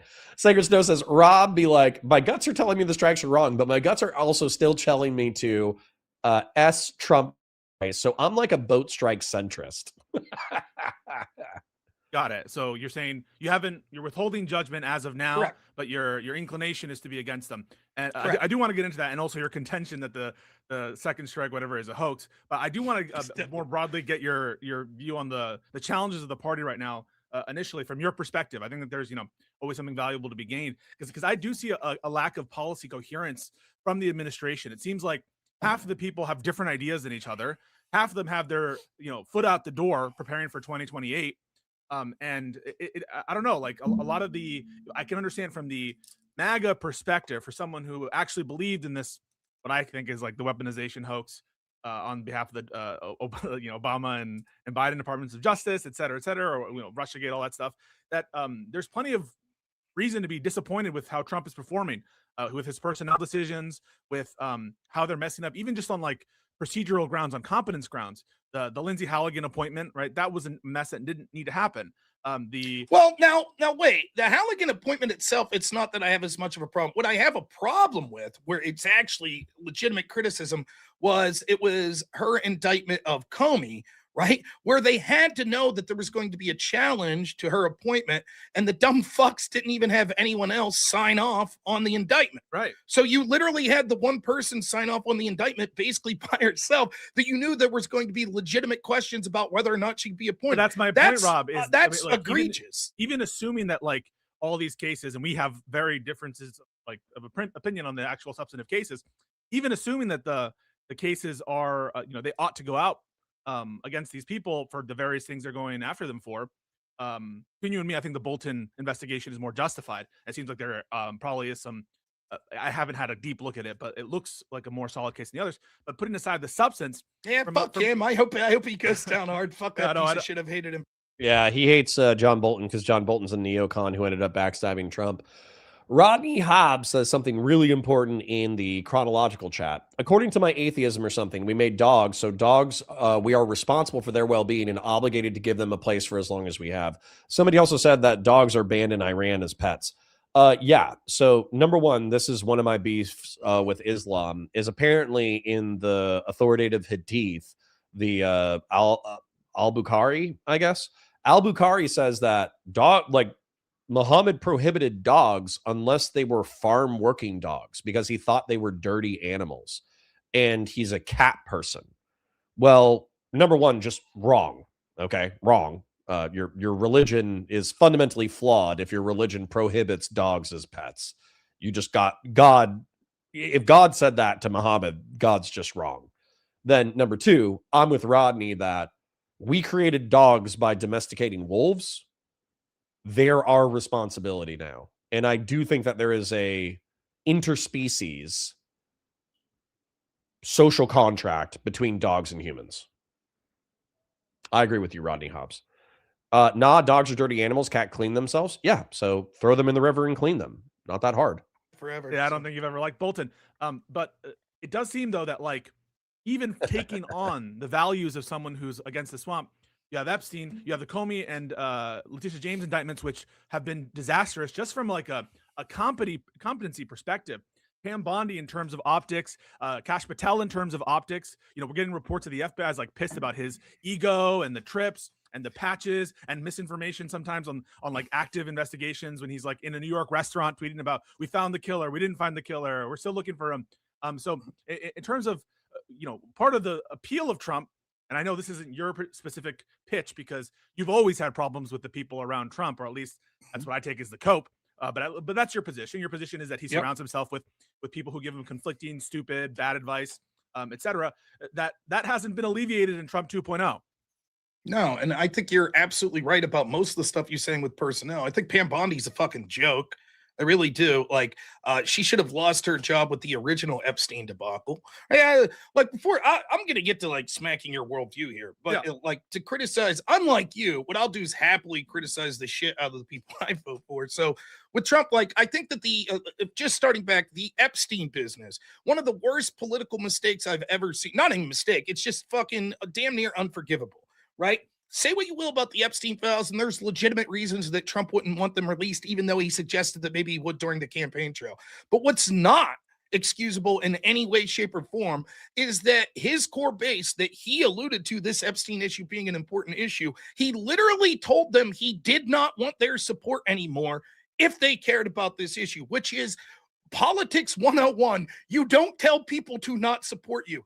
He should be telling Democrats, you should support me. Republicans, you should support me. So to take an issue that he basically promised on, that many of his supporters think is a very important issue in these Epstein files, and say, trust me, bro, it's all a Democratic hoax. And if you don't believe that, I don't want your support anymore, was a fucking joke. And that came off the heels of Pam Bondi's absolute debacle and joke, where she waffled like 17 times, it seemed, including the disastrous photo op of giving these Republican influence this binder of basically bullshit that had already been made public. Then she tried to blame the administration for that, right? You don't blame the influencers. You kind of see them more as like, oh victims. Yeah, I absolutely blame the administration and not the influencers, because I truly believe the influencers were like, well, hell, we didn't know what was in there. We were there for some other meeting on other things, and they're like, we got exciting news. So they're like, wow, we're going to get this shit that we wanted for a while. And then when they open it up after the photo op, they're like, what the fuck is this shit? It's all the stuff that's already been made public. This is nothing, right? And then what's even worse for Bondi after that, remember she said like a day or two after, didn't she say like, oh, evidence was withheld from me and it's all sitting on my desk now. So there are a couple and that was all bullshit. And then they were like, well, nothing got released. And if I want to like try to be as charitable as possible, which I don't, but if I wanted to, I could say, well, maybe the shit she was looking at for whatever, reasons it has to remain hush hush. Maybe it's, classified and blah, blah, blah. So now she has to pretend it never existed. I don't care. Optically, it was a nightmare. And Pam Bondi's done other shit like this. In fact, if I'm not mistaken, John Smolleman was kind of sort of all people pushing back against her a month ago. Solomon, because right? she was not Smolleman, John Solomon. You're in Solomon, yeah. Real quick, I'm listening, but I also want to give some transformative commentary. So Groovy Harp says, good React content is Operation Sunburst. It's a Fallout animation. It's absolutely fantastic. Groovy Harps, I invite you to go to my Counterpoints 40K channel, and then for you to type in Dark Age Astartes, because one of the things that I've done is reacted to Operation Sunburst probably about 2/3 of the way through, and then broke it down as if it was like Warhammer prehistory. And then I will be taking the last third of Operation Sunburst because Sodaz just finished that animation, and I'll be breaking that down as well as if it was Warhammer prehistory. And so, I've reacted to it. It's excellent. I love Sodaz as an artist. I think he's an amazing artist. And then I just want to address Sabri Keller real quick. I'm that person who watched The Falcon and the Winter Soldier and was extremely pissed off when that knockoff Captain America killed someone with Captain Shield. Do not like an abuse of power. Well, you're not going to like me in the next sentence.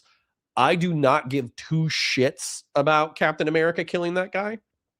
I had no moral outrage whatsoever. And I actually thought that it was weird that they framed it the way that they did, because these are terrorists. They just participated. Correct me if I'm wrong at this point.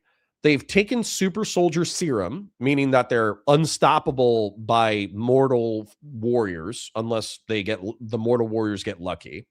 They just participated in a terrorist attack that killed 12 people. Like, correct me if I'm wrong, but their leader, Corby Morgenthau, or whatever her name was, she like tied up and imprisoned like 12 people and set a building on fire. They knew it was going to kill those 12 people, and they killed those 12 people. And that person was a member of that organization. And then they just got done killing the black partner of Captain America, the new Captain America. They just got into a fist fight. They just bashed him across the room. They just threw him across the room, and he died. And instead of like, if he wanted mercy, then as soon as that guy died, and as soon as he thought about the other terrorist attack where they killed 12 people, he should have been like, wow, that was fucked up. I'm no longer part of this. Oh, we just killed Captain America's best friend? Yeah, this is getting a little crazy. I'm going to go ahead and tap out. What he should have done is he should have gotten on his effing knees, interlocked his fingers behind his hands, and sat down. But that's not what he did. What he did is he ran away, presumably so he could regroup with his terrorist buddies so they could do more terrorist actions in which they kill more people. So him going, whoa, wait, I'm not the specific guy that killed your friend. I don't care. You participated in the murder of 12 people. You just participated with a group of people who killed my friend. You're trying to regroup with the people who killed my friend. You're going down. You're going to get smoked. And if you wanted to surrender, you should have surrendered back there. Boom. Don't care. Long hair, don't care. We just got a super chat helping us out. 10 Hauser for 5 says, seen the trailer for Total War Warhammer 40K. We've talked about it at least a few times, 10 Hauser. It looks amazing. I'll be breaking it down for next week's content. I hope they have a video mode so I can shoot machinima animations in that video game. Because he had said something like, I was seeing the story where she came out and was like, can you believe that like the investigation into like, they got the phone records of, was it Trump or was it one of the senators? Oh, actually talking about the content real quick, Rob coping about the Epstein files. What's going to happen on December 18th when it turns out that Donald Trump, at minimum, knew about the pedophile ring and didn't do shit about it until it was too late, or participated in the pedophile ring himself? Can't wait. And Solomon's like, right, this has been public information for 8 months. Right. Yeah. And you're coming, and Pam Bondi's like releasing a statement. Like she just found out about this. This is fucking amateur hour. Now, is it? I've heard people like Shipwrecked and others that like cover legal shit on X claiming, I don't know if this is true, but claiming when it comes to like a lot of the procedural shit that's made its way to the Supreme Court, a lot of the victories that Trump's experienced is because of her influence or possibly because of her Tim. Maybe that's true, but she's a disaster on the issues I think are the most important. And I think she's been optically a nightmare. Kash Patel, same thing. Dan Bongino, the same thing. Big bullshit talkers when they weren't there. Like, I'm fine with saying you're wrong about something, right? And so if it's like, no, trust me, bro, we're here now, and we looked at the Epstein files, and there's no there. That's possible. That could be. But then you owe us an explanation for why you were so wrong before your time in government. And you haven't given, especially Bongino, who had a talk show that talked about this shit all the time. Like for example, I talk about like shit like, the Burisma scandal and shit like that. Let's say that Trump appoints me to the FBI and they're like, here's all the books, man. Look at this. And I look at it and I'm like, holy fuck, I was wrong, right? I would owe people an explanation. I might not be able to talk about classified material I saw, but I'd be like, look, I saw this and I was wrong. And here's what I got that was wrong. But we didn't get shit all like that from Bongino or Patel. And I think that that's ridiculous. And it erodes trust in them from the perspective of me, someone who supported them. So I heard that. Oh, God. Sorry. I know I'm trapped in chronological chat, which is crazy because I'm also slowing down on the real-time chat. But Jonah says there's a wasp that essentially reproduces like a xenomorph. They implant their larvae and other bugs, and the larva chest bursts them. And then anonymous chatter says killing fertilized wasp eggs is the modern-day strangling Hitler in the crib. I salute you. Thank you for your service. Oh, my God. Yeah. Real serious is thank God you saw the Modern Warfare 3 trailer and not Black Ops 7 because then you would have killed yourself. Oh, my chat's wild. Hold on, but ARS did a donation that I wanted to address real quick too. That was so dumb. The final lecture that Sam Wilson gives to the politicians is like something out of progressive fanfic. Unironically, bro. Unironically, that shit drove me up the wall where Sam Wilson's like, no, I can't do super soldier serum. Why? Why can't you do super soldier serum? I'm sorry. It extends your life. It makes you bigger, faster, and stronger. And the whole idea behind the super soldier serum, correct me if I'm wrong, is that in and of itself does not make you it doesn't make you anything. It just makes you more of what you are. And that's why Steve Rogers was the ultimate Captain America, because he was a fundamentally good, principled man. And so he was able to wield the super soldier serum with like responsibility and principle and all that kind of stuff. But he also killed people, guys. Like, I don't know if you remember this, but he like threw Nazis into random propellers and shot them with a 1911. Steve Rogers was not a pacifist. It's just everybody he murdered, not murdered, everyone he killed was either a justifiably evil person or it happened off screen. Okay. Steve Rogers was a soldier. Okay. Anyways, but the point is like Sam Wilson being like, no, I can't take the super soldier serum. It would make my life too convenient. That was lame. And then him being like, I'm going to use a vibranium super suit in order to somehow become a super soldier. Lame. Like, dude, it sucked. Okay. There was some interesting thematic stuff about Bucky's PTSD. And I liked some of the action scenes, but there was so much wrong with the Winter Soldier, Falcon and the Winter Soldier series. It was really frustrating. All right. Anyways, sorry about that. And real serious, thank you for the joke about me not killing. And thank God I didn't see Black Ops 7 because I would have killed myself. That's mad funny. From Sam Harris, who I think he gave such a great example. Like, we can apply it to me right now. Suppose that Pisco comes out and says, I'm actually, I regret my vote for Harris. I'm supporting Trump. I'm full MAGA now. And I just didn't explain what caused me to like drop all of my prior criticisms of Trump or consider him the lesser of two evils or whatever. You would want like some kind of accounting for your audience, for your credibility. You made these arguments for the longest time. And for Bongino, this was like a point where he even claimed certainty. He said, I'm 100% certainty. I think this is on the bomb, right? On the pipe bomb. And I have to say, Rob, we'll get into it, where a lot of MAGA media has been pushing, even against this, like a woman who was a part of the Capitol Police at the Blaze TV had a little report on it.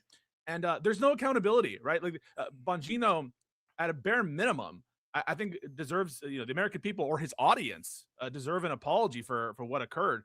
And yeah, no, I do think that from a MAGA perspective, it makes you worry about the credibility. That said, I have to think, as between Bondi and Barr, the way you talk about Bondi, and you are excruciating about Barr, but the way you talk about Bondi is almost like worse. Does that have to do with a disappointment or something? Because Bondi, one thing that Trump can't say is like Trump loves Bondi.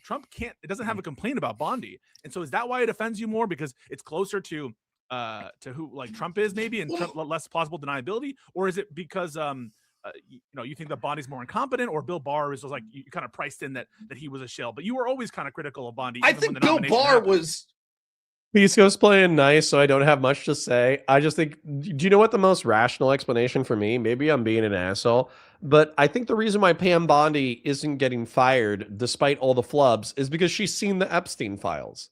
So if she gets fired and if she's not treated well by the Trump administration, then she can just be like, oh yeah, I read all the files. Trump's definitely a pedo. And then boom, like regardless of whether or not he gets convicted, regardless of whether or not the information ever comes to light, Pam Bondi has leverage, regardless of whether or not it's true that Trump's a pedo. She could just get fired, and then the next day be like, yeah, Trump's a pedo, and then boom, Trump's legacy is absolutely annihilated. So yeah, it doesn't even have to be true. She could just do it being vindictive. So that's why Pam Bondi, despite being an idiot and a sycophant, hasn't gotten fired. And aka Batu Sai said, let's not forget Captain America went back into the past and still didn't do anything to stop 9/11 or Hydra.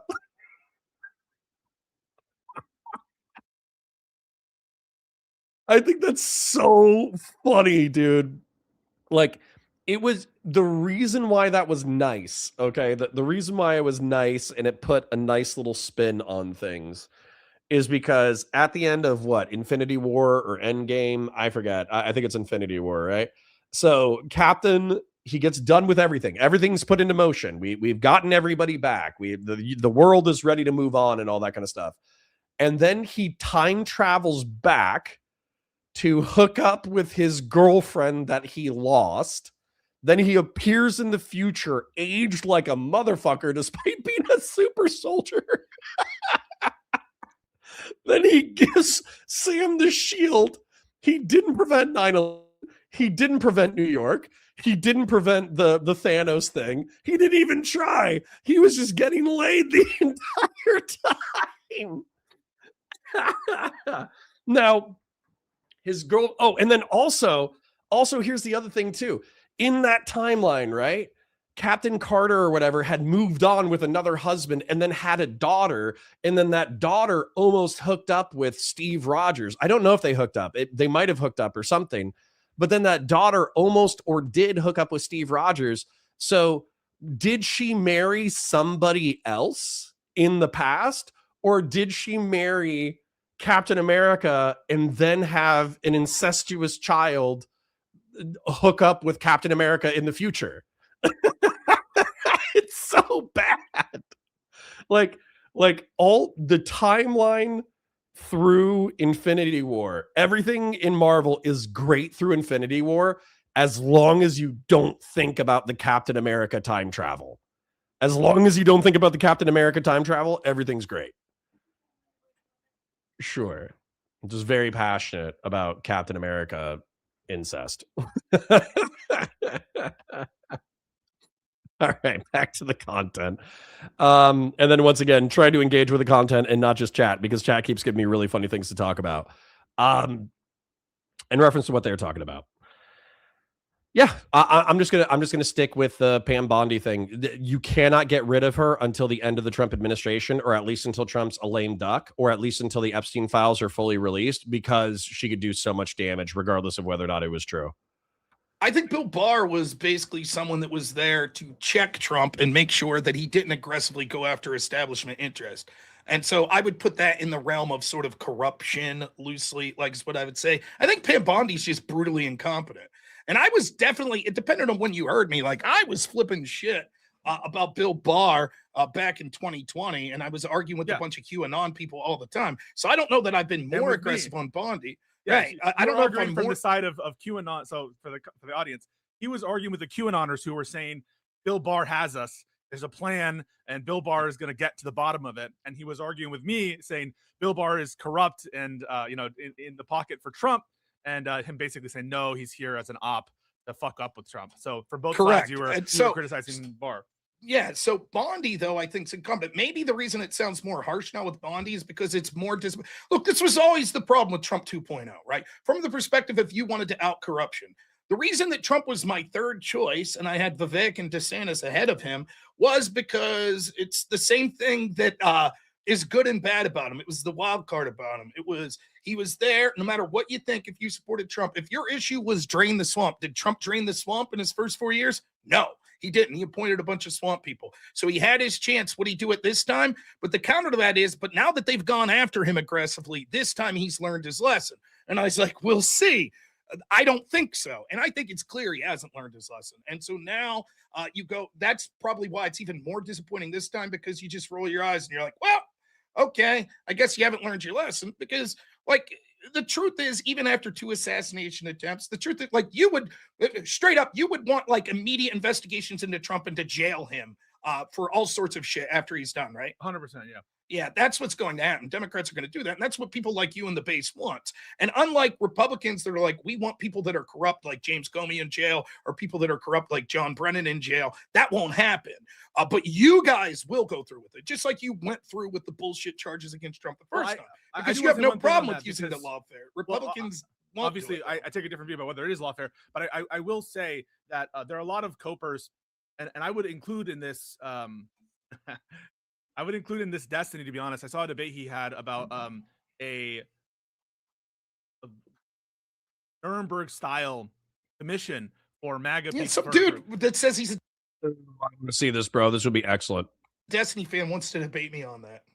But like one of the problems here is, I am not going to support charges against Trump that I view to be unfounded in law or moored to some kind of constitutional standard. So what charge would you go for? Just to be curious, what do you want him locked up for?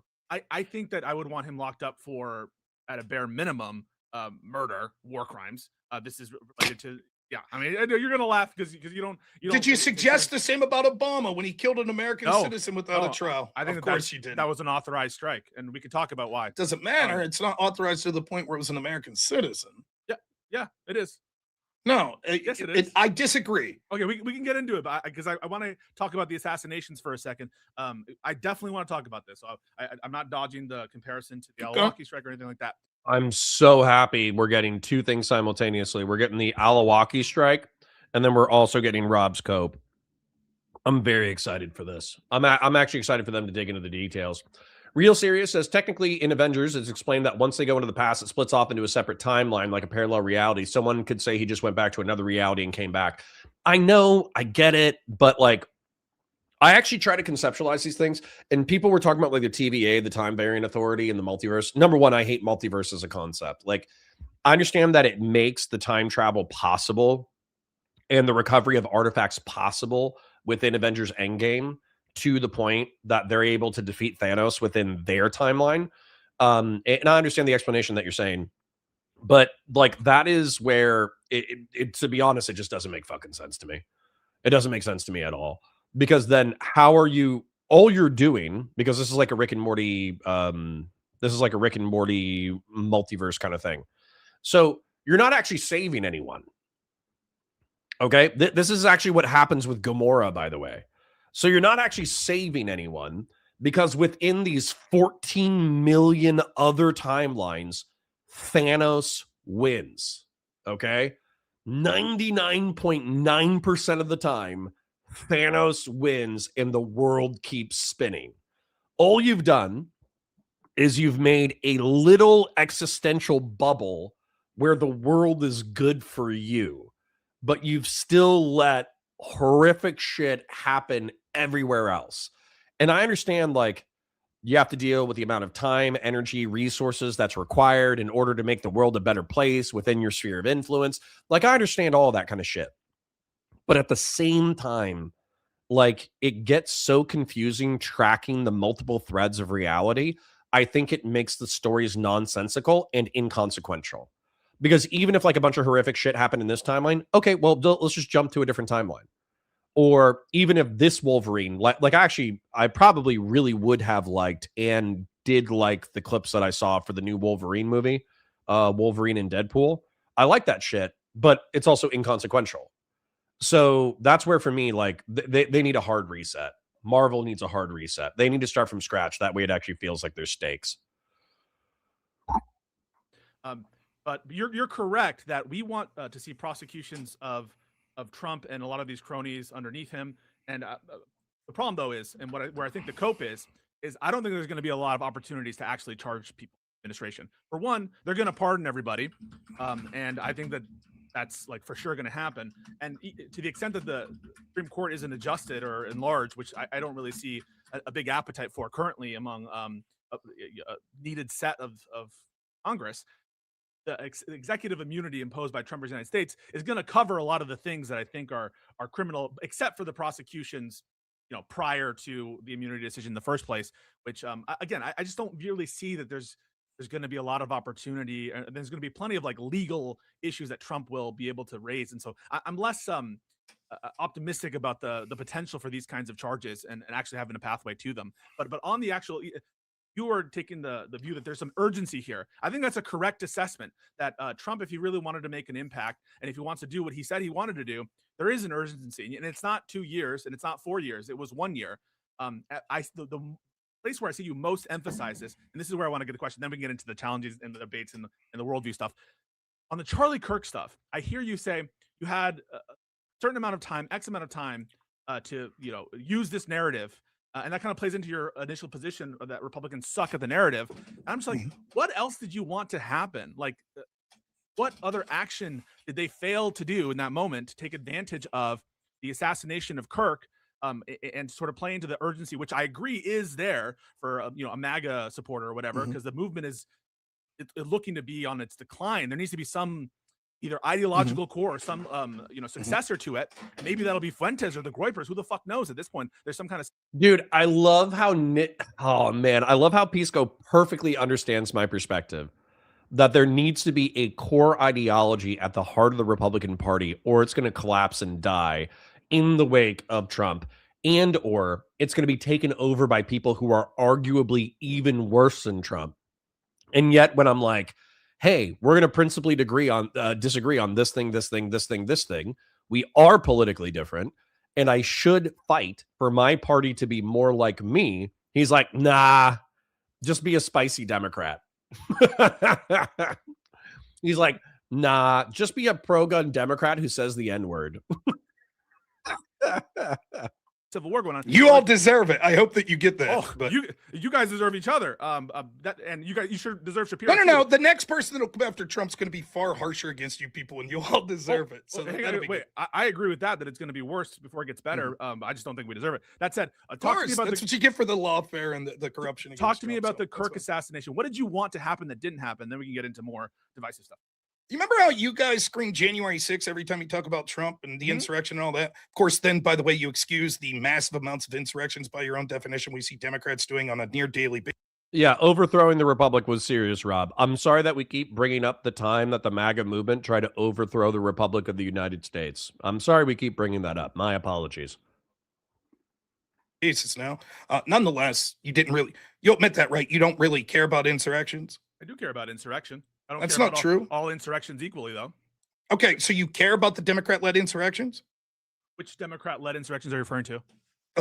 You don't know. You don't know if there were any I'm asking insurrections. What you're referring to. Take a guess. What do you think I'm talking about? Might be referring to certain conduct against ICE officers in California. Yes, which are insurrections, correct?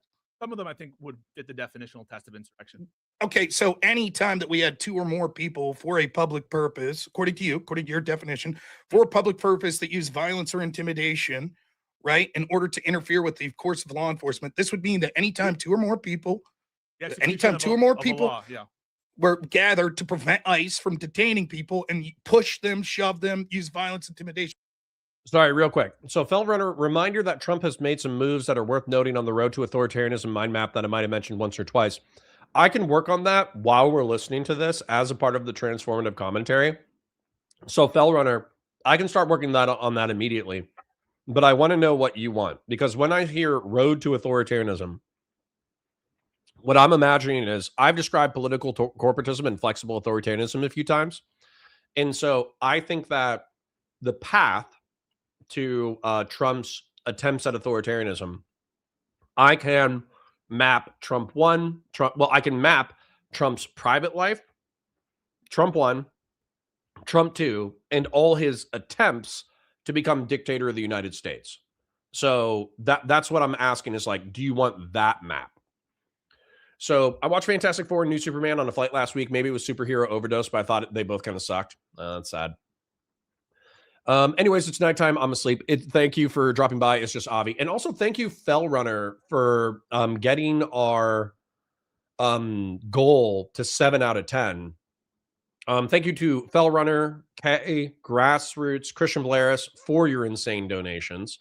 Old School, Fellrunner again, Real Serious, Sean Kaplan, Ten Hauser, Real Serious, and Runner.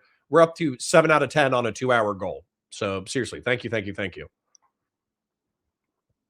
would be an insurrection. It's that just is analytically what insurrection is. Oh, sorry. And also Captain America is based. I'm with Jonah Boy. Captain America, sorry, real quick. I know this has nothing to do with the content that we're talking about. Captain America starts as a Boy Scout, which is kind of lame, but then he remains a Boy Scout while the world is falling apart. And that's like his whole arc. So yes, and thank you, well, QC John, for the $2. That gets us up to 8 out of 10 on the goal for the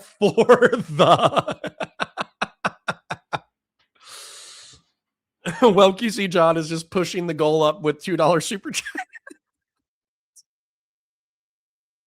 Nice. I appreciate it, but I need to focus on this Captain America rant. The whole point. Nice. He just got us over the goal. Boom. We did it. All right. What I'm going to do, because well, QC John got us over the goal with $2 super chats, is I'm going to set it up to $5 or higher and start the new goal. You guys don't have to hit the new goal. The Oilers have already oiled. The chippers have already chipped. So I appreciate you guys. Thank you. It's actually pretty funny. And Kiko says, love you too. Let's talk about Captain America real quick. Okay. I'll try to focus on the content and the road to authoritarianism mind map momentarily. The whole point is that it's easy to be principled when things are easy. Okay. So Captain America, if he had stayed at home and he just gave into his asthma and gave into his physical issues, that wouldn't have been an interesting story at all.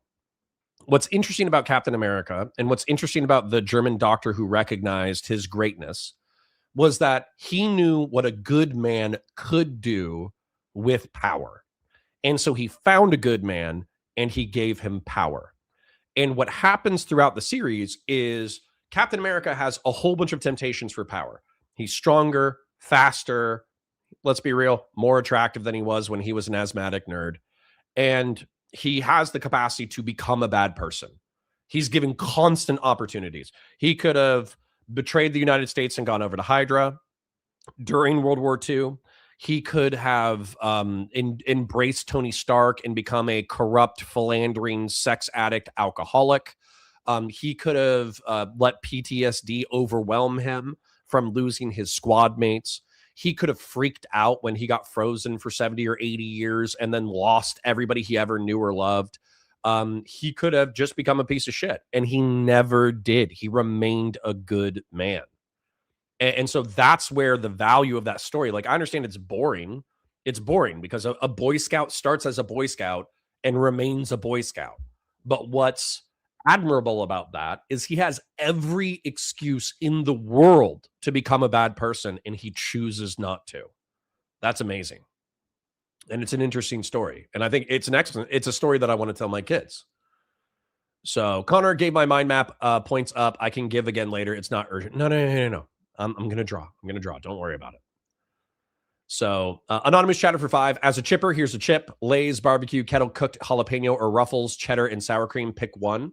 Out of the ones that you gave me, I'm going to go with cheddar and sour cream, and with barbecue being pretty much the same to me, and then jalapeno is less. But I'm going to tell you, I'm a salt and vinegar guy. Salt and vinegar is amazing. Love salt and vinegar. Okay, so how many times do you think that's happened? I don't have an accounting of it, but again, more than a dozen times. We're grounding out to the same discussion we had before, Rob, which is I'm asking you the question. How many times do you I don't know is the answer to that. Why are you not concerned with that? What do you mean? I am concerned with that, and I think that it should be stopped. So you don't even have an estimation of how many times that's occurred? No, I don't. Do you like literally? I'm not asking for a specific. Do you think it was more than 5 times? I'm not sure. I just told you I don't know. You don't know? Well, then it seems Rob's trying to dunk, which is mad annoying. This is what I don't like.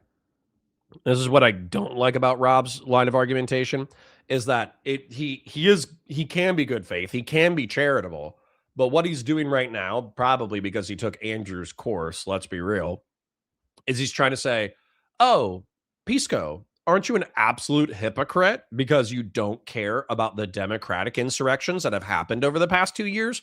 When Pisco's already asked like 10 or 20 times, hey, bro, tell me what you're talking about, and let's move into it.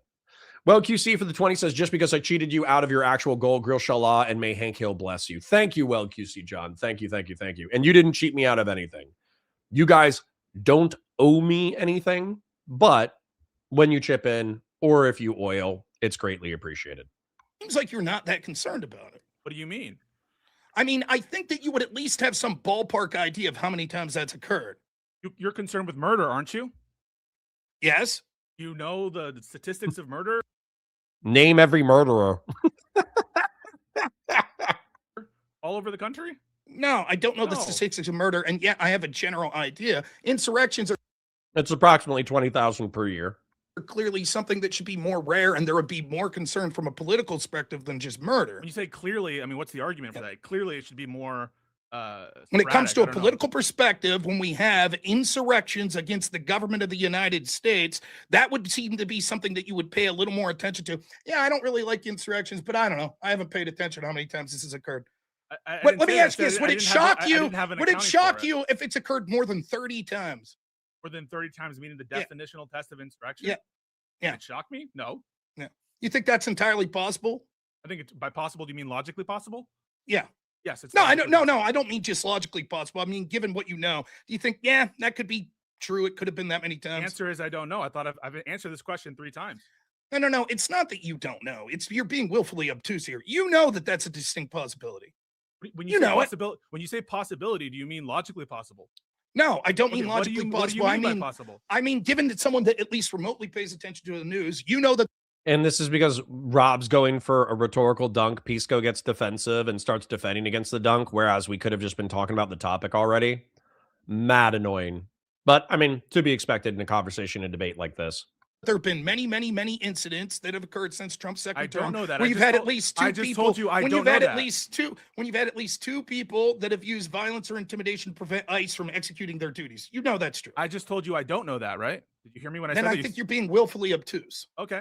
I mean, It's I think- clear I think to we're me back when it to- is insurrection, when it's insurrections that are supported by Democratic politicians or based on causes that Democratic politicians, all of a sudden you don't have a problem with it. No, when did I say I didn't have a problem with it? Well, the fact that you're not even remotely paying attention to them when we can see that these are occurring multiple times and you just really have no concern about it. That doesn't follow. I just I care Of about course it murder. does. I care about murder doesn't mean that I'm going to spend all my time accounting for every single murder that occurs in the United It's States. two completely different situations. You care about murder, and yet you don't know every single murderer in the United States? Lie much? Murder is Why? something that happens because one is something that influences politics, a topic that you heavily pay attention to. And you spent the entirety of the lead up into the 2024 election making two arguments. One was the insurrection, the January 6th insurrection, and how big of a deal it was, and how anyone that engaged in an insurrection based on your loose interpretation of what engage would should not be allowed to run for office if they previously held an oath of office. Okay, you want me to explain the difference immediately between these two kinds of insurrection?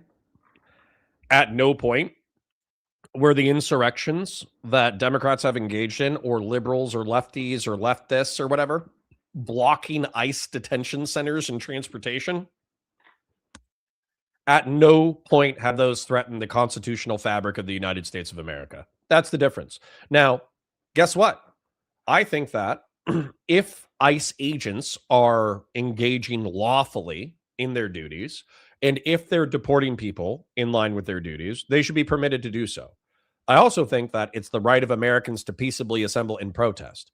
I think once those peaceable protesters have blocked law enforcement from conducting their duties, law enforcement should have a level of tolerance where it's like, hey, you need to disperse, you're engaged in unlawful assembly.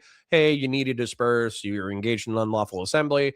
Hey, you need to disperse, you're engaged in unlawful assembly. And then they need to go in there and beat their ass and incarcerate them. It's not anything personal. Like it's not anything against the protesters, where I think the protesters, you can protest things that are legal, but you believe to be immoral. But the way to fix that is by pressuring your representatives in order to change the law. That way, legality is more in line with morality. So I don't have any beef with the protesters per se. I don't have any beef with any federal law enforcement officer who's engaging in their laws per se. But once again, the thrust of my criticism of Rob being like, oh, you don't know about the ICE protests, you don't know about the ICE riots, is that none of these ever threatened the Republic of the United States. And your other argument about the election was Tony Hinchcliffe made jokes about Puerto Ricans, and so we need to reject. Surprisingly, those arguments fell on their face. So given that you're hyper-focused on the importance of insurrections and not allowing people on the ballot under Section 3 of the Nice beef. 14th Amendment that engaged in them, it seems odd to me that when we see many Democrat insurrections, you're like, I don't know, I didn't really pay attention. I have no idea how many there are. It's easy to see through what you're doing. Could it be that I consider the January 6th insurrection to be worse to other insurrections that Correct, Tofu. You give multiple warnings. That way you don't have to arrest people and do paperwork. Yeah. meet the bare legal threshold, but I just don't consider them to be as bad? That could explain Yeah, it. so couldn't it absolutely could be. Yet there was seemingly a severity that you put on insurrections in general. And certainly just because you think one's worse than the other, you would want equal application of the law, correct? I would want equal application of the law. That's correct. Okay, so then Section 3 of the 14th Amendment would apply. Anonymous chatter for 10. Thank you, King. For the purpose of the change of law, does insurrection at the local or state level count? I don't think it does. Does ICE count simply because they are federal? That's an argument that's been gone back and forth. So, for instance, the state of Colorado unilaterally declared that Donald Trump had participated in insurrection on January 6, 2021, which was basis for them removing him from the ballot. Now, if I remember, that was appealed up to the state Supreme Court of the United States, or maybe it went federal. I don't even remember, but I think it was overturned. So I have no idea. I'm not a lawyer. It's an interesting thing to debate. I'm sure Pisco would have more details on that than I would. To anyone who held an oath of office, who engaged in an insurrection, regardless if you think that insurrection is better or worse than previous insurrections, correct? Correct. Section 3 should be in. But guys, this is also where like I don't get down in the nitty-gritty the way Pisco does. Where, so for instance, he's arguing specifically that the drone strikes are murder, in that the trigger pullers could potentially be held to legal account. The reason why I think he does that is because it's an energetic argument that tries to get people to understand how serious the Caribbean drone strikes are, and also to articulate the seriousness of the consequences that could be imposed upon the participants. That's what he's doing. But in my opinion, because the trigger pullers are so low down the totem pole, they're almost not even worth consideration. If a revanchist, if a vengeful Democratic government came in and wanted to punish the people who participated in the Caribbean drone strikes illegally, then what they would need to do is they would need to go after the officers in charge. And I don't even think that's going to happen. So while I can describe it morally, I can criticize it, I'm also not going to spend a lot of time and energy on shoulds that aren't going to happen. Forced. Unfortunately, Congress now needs to pass law implementing it, but I'm in favor of that. And if someone meets the standard for engagement in insurrection under Batusai says that it was a 9-0 Supreme Court decision. Then Christian Blair says actually he might count state, given Chaz Chop was entirely state insurrection, not federal insurrection. Yeah, it's an interesting topic, and I've heard multiple arguments across the spectrum. What was that standard again? Engagement? So engagement are volitional acts that are calculated to further an insurrection or incite one, to start one. So would it be inciting to tell people that ICE is breaking the law? No. Of course it would. Because you're just taking a loose meaning of incitement. That isn't like, for you, incitement is just anything that motivates someone. And okay, so define what the engagement is. My understanding from reading what engagement was, it said, well, if we look at things like the insurrection of the Civil War, you could have engaged in an insurrection if you did something as simple as provide something of material value to the insurrectionists. For example, if there was an insurrectionist in the Civil War and then you saw one of their soldiers walking away and they were limping and you gave them a pair of shoes, that was technically you engaging in an insurrection, correct? It depends on the specific motivation of the person. If that person's motivation in giving the shoes over to that individual is to further the insurrection then ongoing, that was considered engagement. And the reason why I say that, Rob, is because I'm just trying to use the term as it was used. And I'm just, the problem is when you have an unmoored version of what insurrection is, then like, what is your vision of it, right? Like, how do you say that, like, I'm applying a loose definition without having some notion about what insurrection means? It kind of seems like you have this, like, notion that words have objective meanings, and somehow the legal standard test isn't tracking the objective meaning of the term the legal standard test that you wanted to abide by, as I said, was too broad, and we would see that there would be dozens of insurrections that occurred, for example, during the lead up for the Black Lives Matter in the Trump administration. Of course, you weren't concerned about any of these insurrections, and post hoc you were like, yeah, maybe there were some insurrections here. Now, after the election, after I told you that the definition you were talking about was one that wasn't the standard legal definition anymore, because it happened probably hundreds of times since the last time that was enforced, and the courts have never enforced it. Now we see predictably again the Democrats are engaging in insurrections, and once more you hand wave. You're like, I don't think they're that bad. I don't even think the Insurrection Act was really that enforced post-Civil War. I think that one of the criticisms of the Reconstruction era is that we allowed Confederates back into society and politics without too much challenge. And thank you, QC John, for becoming a membership. I don't know why that didn't update the goal, but we still had plenty of people donate. So thank you guys for continuing to pursue the secondary goal after the fact. And thank you to everybody who's donated. It's QC John, Anonymous Chatter, Key Code, Christian Valeris, QC John with 3 donos to push us over the previous goal, Fell Runner, Real Serious, Ten Hauser, Sean Kaplan, Christian Valeris with an insane 50, and then Grassroots with an insane 100, and K with a 20, and Fell Runner with a 5. Thank you. Apparently memberships don't count, which is sad. But anyways, the point is that right here is that Rob is saying, oh, well, we've had haphazard reinforcement of insurrection. So how come you don't care about anti-ICE protests, but you do care about January 6th? Well, I'm just going to answer it again, okay? I care about January 6th because it was an attempt to overthrow the Republic of the United States. I don't care as much about the ICE protests because that doesn't threaten the foundation of our society. John says, Connor, my brother in Christ, I just realized I've been without a membership. Grill Shallah, and please forgive my sins. You're our chaplain. It is not within my capacity to forgive your sins. As a matter of fact, it's only within God's. All right, let's keep going. I haven't really paid attention to him. Exactly as predicted.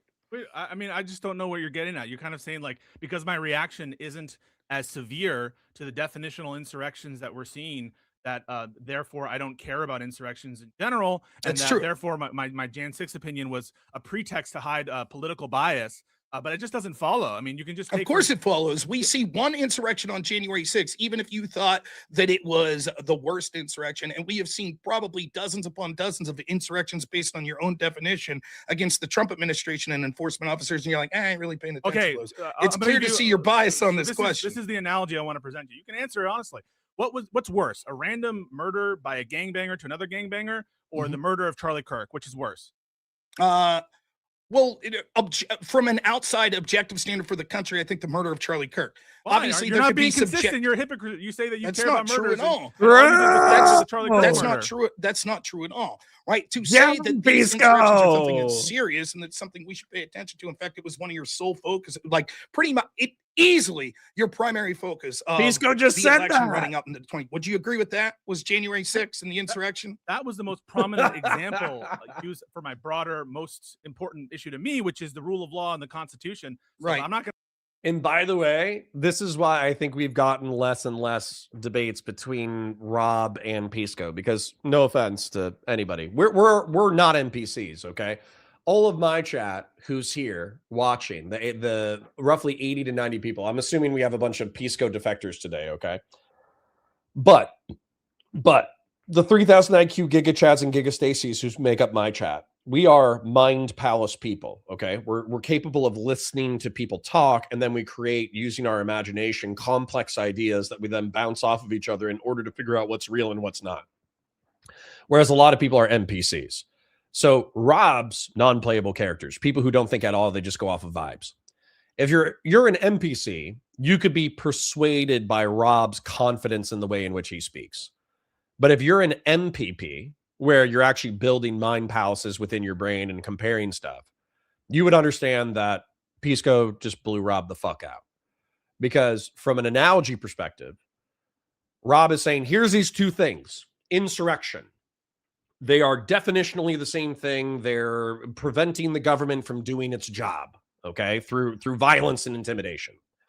You have the January 6, 2021 insurrection, which Pisco and me and other people keep harping on, which is pointless and stupid and lame. But then you also have insurrections in which protesters are going up against ICE.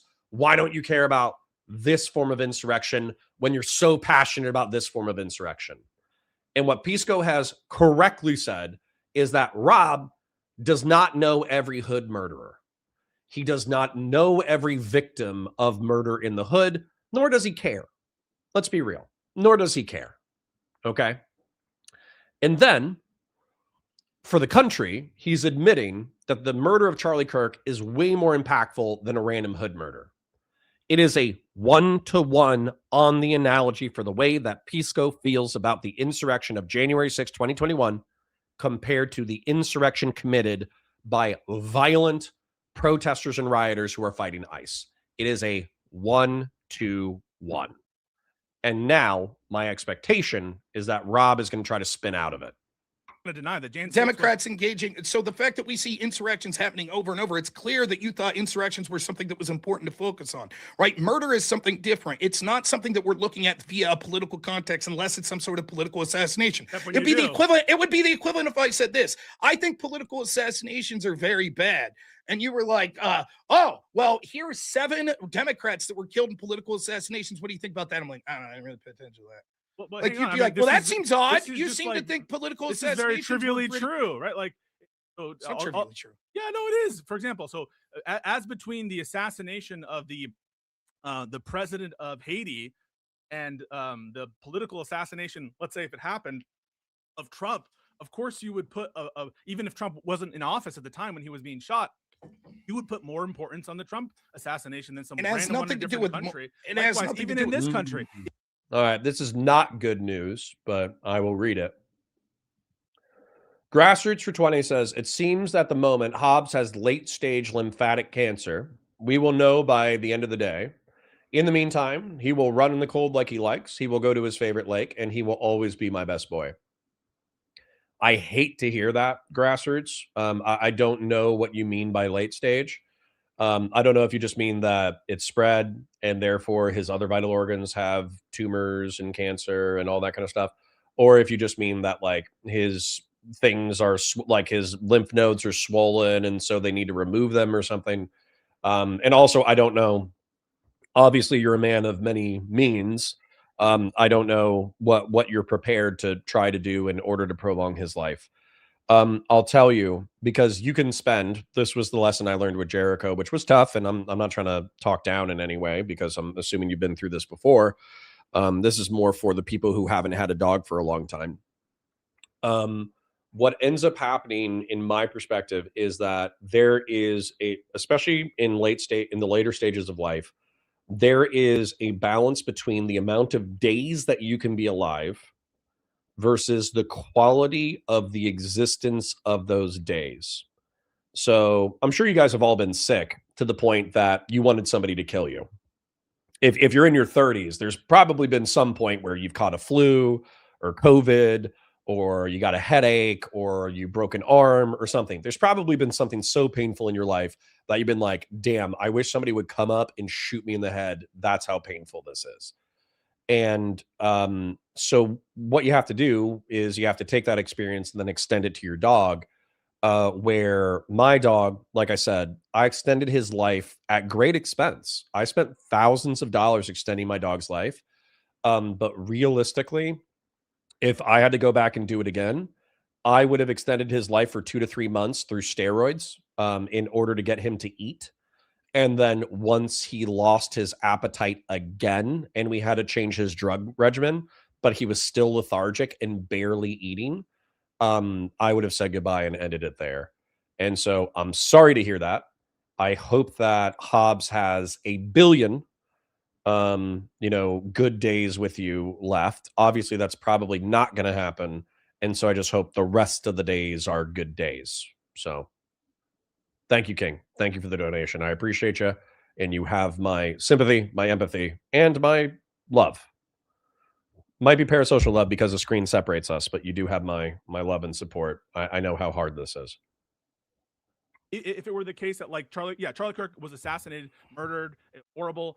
If he were murdered versus the sitting commander in chief, and let's even add a layer to that. Let's say that a sitting U.S. senator or a group of Democratic senators organized the assassination attempt of Donald Trump. Surely you would have more problem with that than the killing of Charlie Kirk. It's not a matter of more.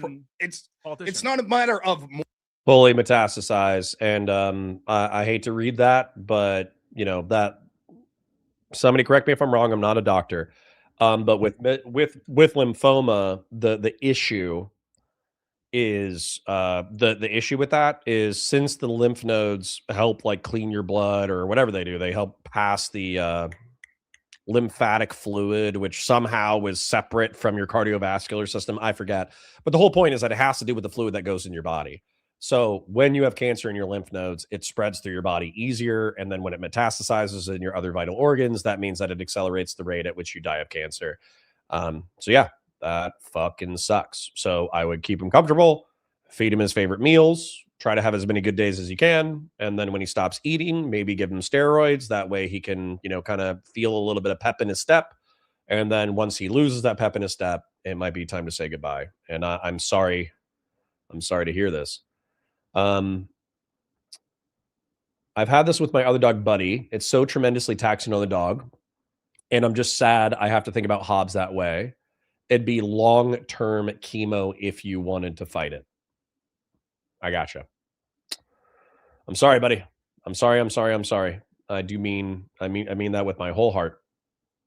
More of a problem. That's not the issue I'm taking umbrage with. It's that you're completely lack of interest in it. For example, you guys care if I fast forward 5 to 10? I don't need to hear them fighting about insurrection for another 10 minutes. Like what were the others?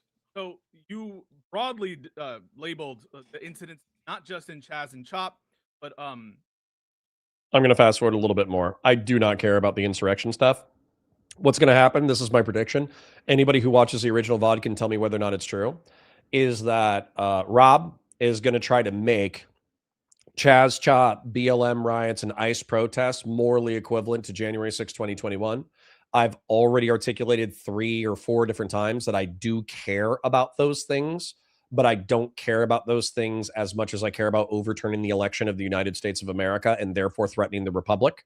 I don't think that Rob has a logical refutation of that perspective, and so I'm going to fast forward him. Hedonic Samuel says, bummer dog news, grassroots. My huge ass Bombay cat had a bladder obstruction and almost died a couple of months ago. He's good now, but needs special food forever. Hobbs has my prayers. Thank you, guys. This is one of the things that I want to do that's a little bit different than a community that you might be a part of in different parts of Twitch and YouTube politics. Life happens, okay? Life happens, and we are an online community, and I know a lot of people poo-poo where they're like, oh, nothing serious ever happens on the internet, and this is all just content, and this is just entertainment. No. I hang out with you guys more than I hang out with some of my real-world friends. So, and I also get to know you through your screen name. So it is a parasocial. There's something that separates us, which is the digitization and the fact that there's more of you than there are of me, but I do get to know you to some degree. And so life is hard. Losing family members is hard. Losing pets is hard. Dealing with financial hardship, dealing with divorce, dealing with this, dealing with that. And the truth is, our communities, our real world communities, aren't always up to the task of being kind, lending an ear, talking to us, helping us with our trauma, and pushing us to be better people. And so I don't want to ignore what's going on. I want to acknowledge what's going on, even if it's uncomfortable for other people. And I just want to say, it's fucked up. I'm sorry. It sucks. We all know it sucks. And once again, I hope that you have a whole bunch of good days and then might have to say goodbye at some point. But that's the nature of life. I hate to say it, guys, but in 50 years, you guys are going to be burying me. So get ready for that while you can. You have that right. Education system you can be consider dominated. that an insurrection of the country. Well, not necessarily. I guess I would say in a colloquial sense that training people to actively subvert like our government or the rights of our people, I guess that it wouldn't be an insurrection just to train people to beat the shit out of people exercising their First Amendment. I guess even under your definition, that wouldn't be one. I'd have to think about it. All right, another 5 minutes. Connor got so mad at you, the little spat you had with Mrs. This is Points, and all of a sudden, Counterpoints has a plan to go kill you, Rob. Okay, and you know for Nice. Let's go. Rob has insulted the honor of my wife. Let's go. for certainty, have an inside report that he plans to do it tomorrow. Okay, that would not justify you using deadly force on him now, today. Correct? Hold on. I might actually go with Rob. And to be clear, I have no plans to try any attempt on Rob's life. Okay. What I said was that if I was in person and Rob said that I was a disingenuous, lying, honorless sack of shit, then I would slap him in the face. And if I had to go to jail for battery, I'm not going to lie, I would go to jail for battery, and then I would try to get him in trouble for disorderly conduct. Beef Supreme, I hope you're still here. I would try to get Rob in trouble for disorderly conduct, aka the fighting word substatute. So I try to get him in trouble for fighting words, and then I would accept it if I got in trouble for simple battery. Okay. So, however, with this thing, let's say proof positive, you knew that someone was coming to kill you. Okay. Just mail Rob a jar of farts. Maybe. So anyways, the point is that let's say proof positive, you know that somebody has a plan to commit murder, okay, against you, or Ozempic. Wow. Okay. I'm going to say fuck you on Rob's behalf. If you proof positive knew somebody was going to come to your house to murder you, and it was only a matter of time, of course, the legal thing is report it to law enforcement, take additional security measures, you got a private firearm and a concealed weapons carry, keep your head on a swivel, and if the person shows up, then you kill them. Unless they come waving a white flag, and even then be ready to kill them, right? But morally, if you know, because he said proof positive that this person is going to come blow dart him with him.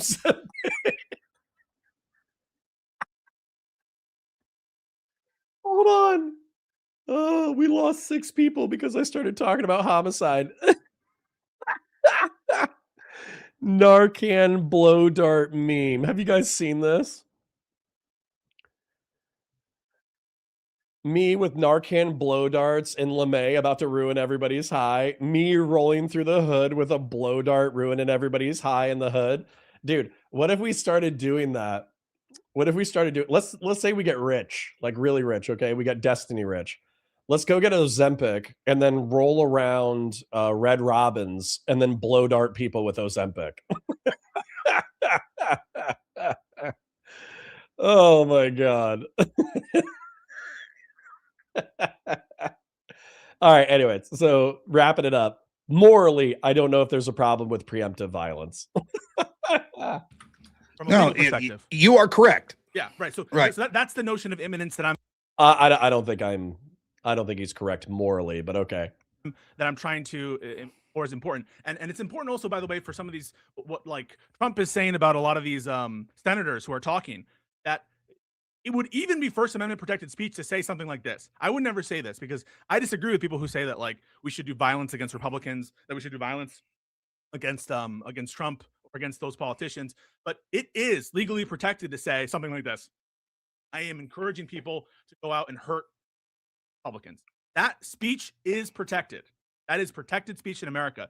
You might not think it ought be, but advocating for violence at some abstract point in the future, though it's horrible and we would both condemn it, is protected speech. Imminence is really important to the legal standard for incitement. Grassroots says, I will sponsor the Ozempic blow darts, but only if if I'm the first recipient victim. What if like have you guys ever seen the Pink Panther with like Steve Martin or the earlier one?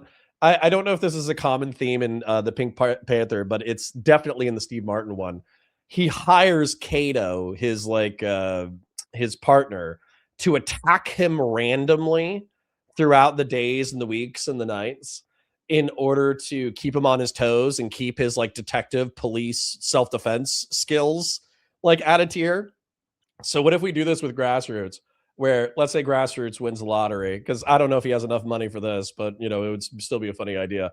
What if Grassroots was able to pay us, and effectively the game was we have to blow dart Grassroots with Ozempic, but then he has to try to not get blow darted, right? So number one, we're delivering him the medicine that makes it so he's less likely to eat via blow dart, but then also he has to try to run away, so he's getting physical exercise. I don't know that if we had a specific standard that says, I want you to go out and engage. So just to be clear, if Trump tomorrow says, I want you to go and I want you to fucking burn down Chuck Schumer's house tomorrow, you would say that's protected speech. Yes. That wouldn't be engaging. I don't believe that. Okay. I don't believe that at all. I think that Okay. that's a terrible interpretation. When you say it's terrible, do you mean that it's incorrect? Yes. Yes, Sacred Snow.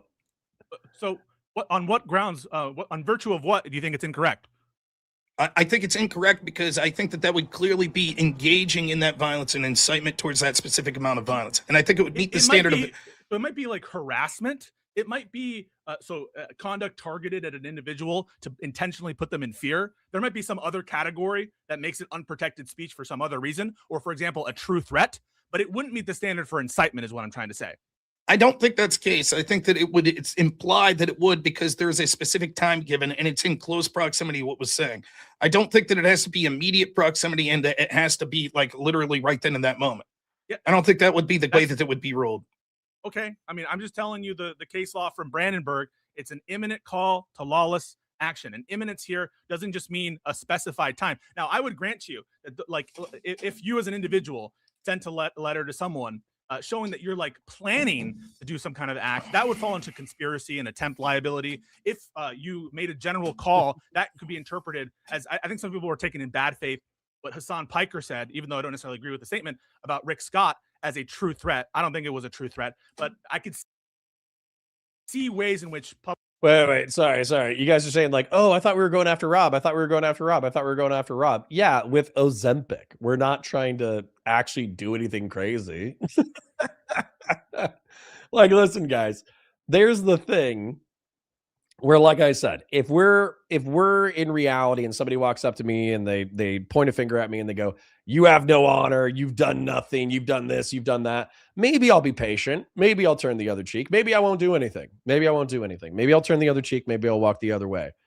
But I'm reserving my right that if you walk up to me, stick a finger in my face, and you say, you have no honor, you have no dignity, you have no this, you have no that, then I reserve the right to smack you in the face, right? And if I got to go to jail for that, then I go to jail.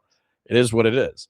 But I think that it's funnier to think about hunting fat people with blow dart Ozempic because, yeah, it's like messed up. You're hunting people, right? You're hunting people, but you're also hitting them with something that's good for them technically. And then Christian Blair says, I'm good with either plan. Hitting him with Ozempic would be funnier, though. I still can't believe Rob is 6'1". I don't know if he's 6'1". I'm not trying to be mean, but if you go look at the Modern Day Debate live thing, there's the Cooley guy, and the Cooley guy says he's 6'4". I'm 6'4". I'm the same height as Cooley. Cooley or Koozie or whatever his name is, he's in pictures with Andrew Wilson where they're together, and he is shoulders above Andrew Wilson. I think Andrew Wilson is probably 5'8", 5'10", somewhere in there, right? He might be close to 6 foot, but I don't know if he's 6 foot. And that, unless Cooley or Koozie is like 10 feet tall, like that's the only explanation that I can think of. Rob Noerr in those pictures, I'll see if I can pull them up, but Rob Noerr is approximately the same height as Andrew Wilson. So we might have to do some analysis. Grassroots 20 says, I'm nearly certain I can make an automatic weapon that fires syringes, and that leans into America's core competency, drive-by shootings, and accuracy by volume of fire. All right, we're getting a little crazy with it.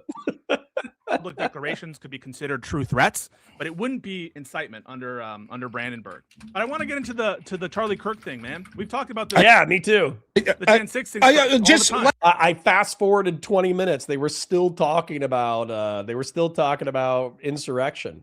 Silver says still catching up, but just need to say fuck wasps. Well, Silver, I'm catching up with you. Good to see you, King. And by the way, I wanted to thank you again. Silver said, "Hey, I sent you part of my tax return for the date with the missus or whatever," and he sent me $100 via Stream Elements. So thank you to Silver for effectively subsidizing my date with my wife. I do appreciate it.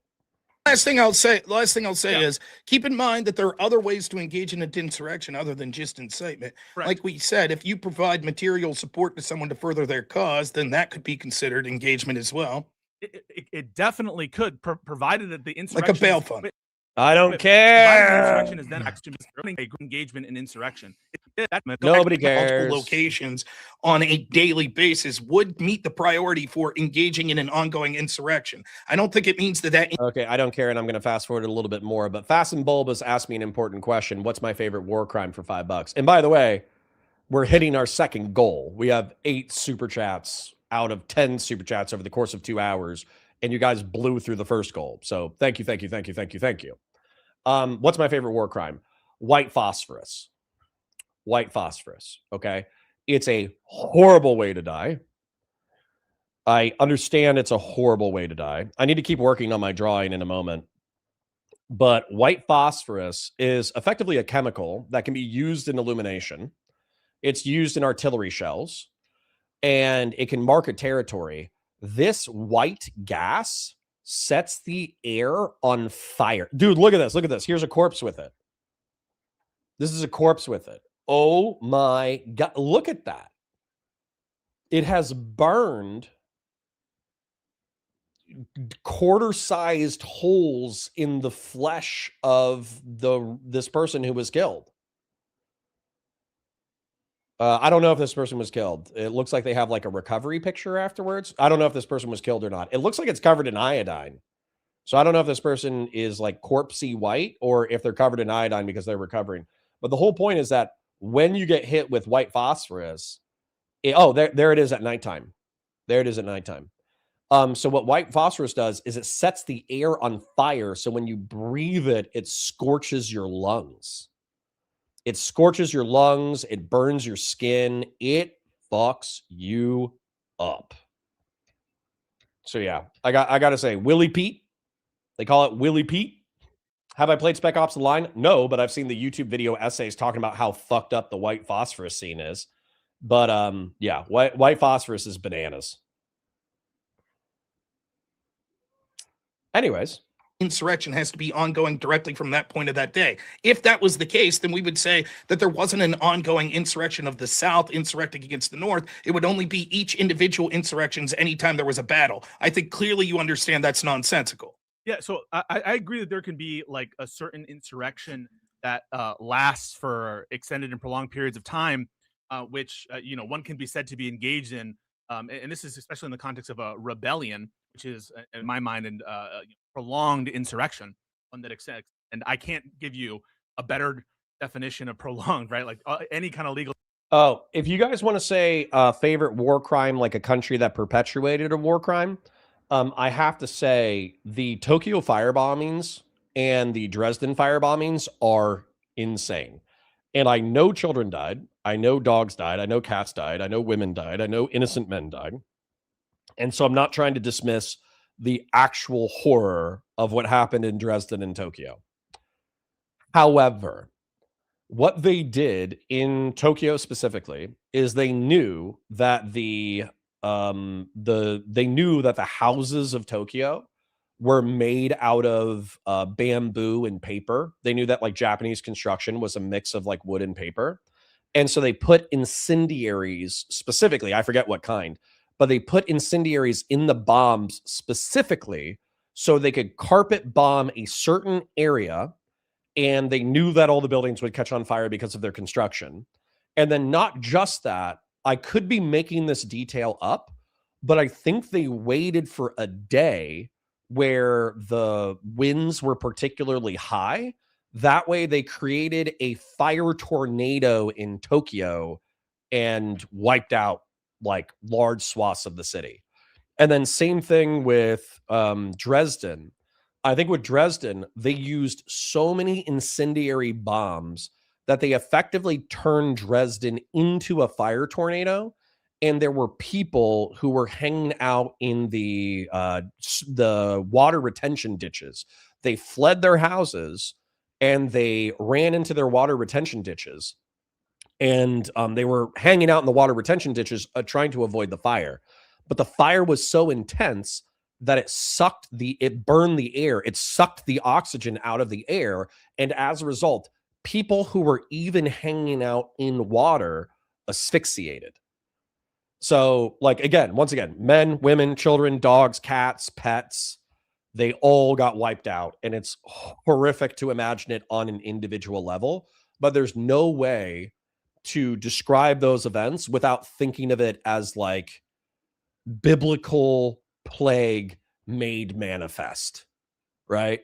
It's like when God annihilated Sodom and Gomorrah, humanity millennia later became invested with the power of God of destroying cities, and we used that in World War II. So yeah. So favorite war crimes, as in like favorite to think about, I suppose. I will still acknowledge that it's an absolute horror show if you think about it for 3 seconds. Tofu says there's a YouTuber. I did a thing that tested if hiding in a bathtub would save you from a house fire. He put raw chicken in the tub and it was fully cooked. Yep. Test is going to fit this kind of line drawing problem for sure. I will definitely buy that, but you're just going to have to show that whatever she was doing engaged let me work on my drawing. in whatever nationwide thing that you're saying is existing of a movement that broadly is characterized by peaceful protest. I think promoting a bail fund for people that are actively engaged in an insurrection and then saying things afterwards, which are commentary. I don't care. Nothing Rob says about insurrection will change what I've said, which is I care about the BLM riots. I care about protesting ICE and committing crimes against ICE agents, relatively speaking. But I don't care about them as much as January 6, 2021, because those protests and riots do not threaten the existence of the Republic of the United States of America. I said it 5 minutes ago. I said it 20 minutes ago. I said it 40 minutes ago. I'm tired of saying it. Rob has no way to defeat that argument, so I'm going to fast forward till they talk about something else. Jesus Christ. Would be. I think Bod and Paulson have useful historical evidence on insurrection. They don't view the insurrections. Officials probably do. But the problem is when you parrot the same lies and that literally the killer was going after Charlie for. Here we go. Charlie Kirk content. Let's go. Like, it seems to belie the fact that you want to tone down the rhetoric or something like that. For example, the New York Times, within 24 hours of Charlie Kirk's assassination, wrote a piece on him, right? They were forced to issue a retraction the next day after that. The retraction said something to the effect of this. We reported yesterday in our story that Charlie Kirk said some anti-Semitic quotes during his podcast. It is true that he said those quotes, but he was quoting someone else and arguing against them.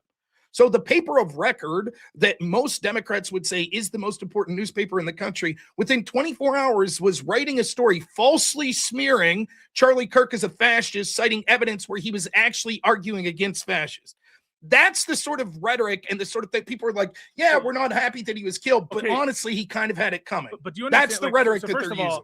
New York Times makes fucking disastrous decisions like this, or they have shit slip through all the time. Also, I'm just going to stand on business and say Donald Trump is fascistic. He's authoritarian. I'm actually drawing the Fell Runner mind map that he asked me to make a few times, which is effectively Trump's road to authoritarianism. And he's an authoritarian.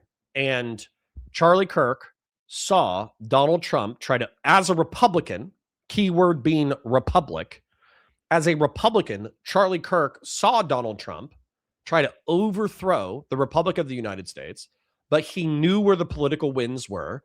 And so he said, I don't care that maybe he's a pedo. I don't care that he tried to overthrow the Republic of the United States. I don't care that he's a liar. I don't care that he botched COVID. I don't care about any of that kind of shit.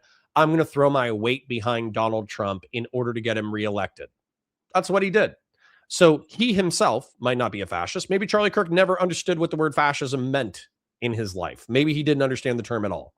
He enabled somebody who was fascistic. And I will stand on those words, regardless of whether or not Charlie Kirk is alive or dead, or it's sensitive or it's not. Libs fucking are so critical. Even though I agree, your assessment of New York Times as the paper of record, as the Libs Bible sometimes isn't wrong. I'm not disputing that at all. All I'm telling you is that this kind of shit happens with the New York Times occasionally, and more than occasionally, and especially leftists criticize them for some of their coverage on like Israel, Palestine, that kind of shit, where they're like, bomb dropped, instead of like, the active verbs, it's passive language, et cetera, et cetera. But it's to the New York Times' credit that they got something totally wrong as you're representing it, and then apologized and retracted for it. When the fuck do you see that kind of shit happening with these conservative influencer ghouls who immediately, it was so crazy. And I'm glad you didn't do this. And again, I'd say it's to your credit, but they went from suggesting that it's the Democrats' fault because this guy was clearly radicalized by fucking Mark Kelly and Alyssa Slotkin. And then when it turned out the guy was an Afghan, it's immediately Biden's fault. And without skipping a beat, I mean, the National Guard shooting. The National Guard what shooting, right? Yeah, yeah, that's okay. And what I'm trying to say is, like, where are the retractions for that? Where are the retractions for Dan Bongino and everyone trying to peddle these narratives where for years, like, Democrats are maligned as planning the pipe bombing? And we can get we could get to the pipe bomb. What I'll say about this though is it's different to have individual. I've already criticized Bongino and stuff with the Epstein files and the lack of retraction, right? But it's different to have individuals versus like a newspaper of this equivalent. And show me any time that these prominent newspapers that do things like this have made that mistake in the other direction. Show me a left winger being assassinated, brutally attacked, or something, and these papers within 24 hours basically saying, "Wow, they're really bad people, though they sort of had it coming," and then saying, "Our bad, we got it exactly wrong." It doesn't like. Okay, maybe liberals are pussies though, Rob. So sorry, just to contextualize what they're talking about, let's say that we're talking to an alien, all right?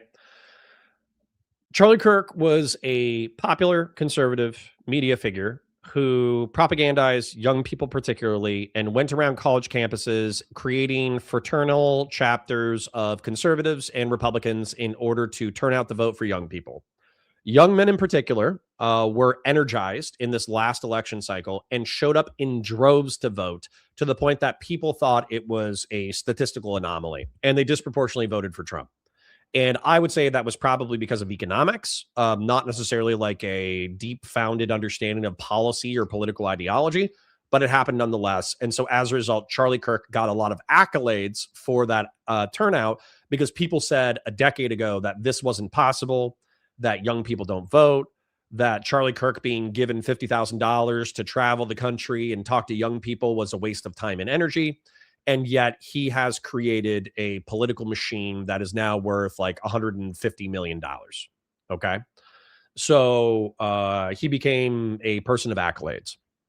During the summer at a college event, what I believe to be a young lefty, but a lot of people are pushing me on that because they don't think there's sufficient evidence that he is a political person, thought that Charlie Kirk was a bigot who hated trans person and a fascist, and he deserved to die. So he got a bolt-action sniper rifle, allegedly from his grandpa, but Fatsimo wanted us to know that it was his father who gifted him his grandpa's bolt-action rifle.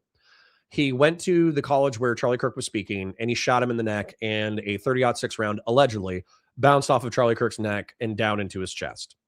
Well, what happened since that time is that because Charlie Kirk enabled the Trump administration, which I do view as fascistic, is that since Charlie Kirk was killed and he was arguably not doing anything within the American zeitgeist that warrants death, and yet plenty of American lefties were cheering on his death because his enabling of the Trump administration, right-wingers have been trying to browbeat and shame liberals and progressives for enabling the political conditions that led to Charlie Kirk's death. Thank you. I've needed that pretty bad. My wife just brought me some water.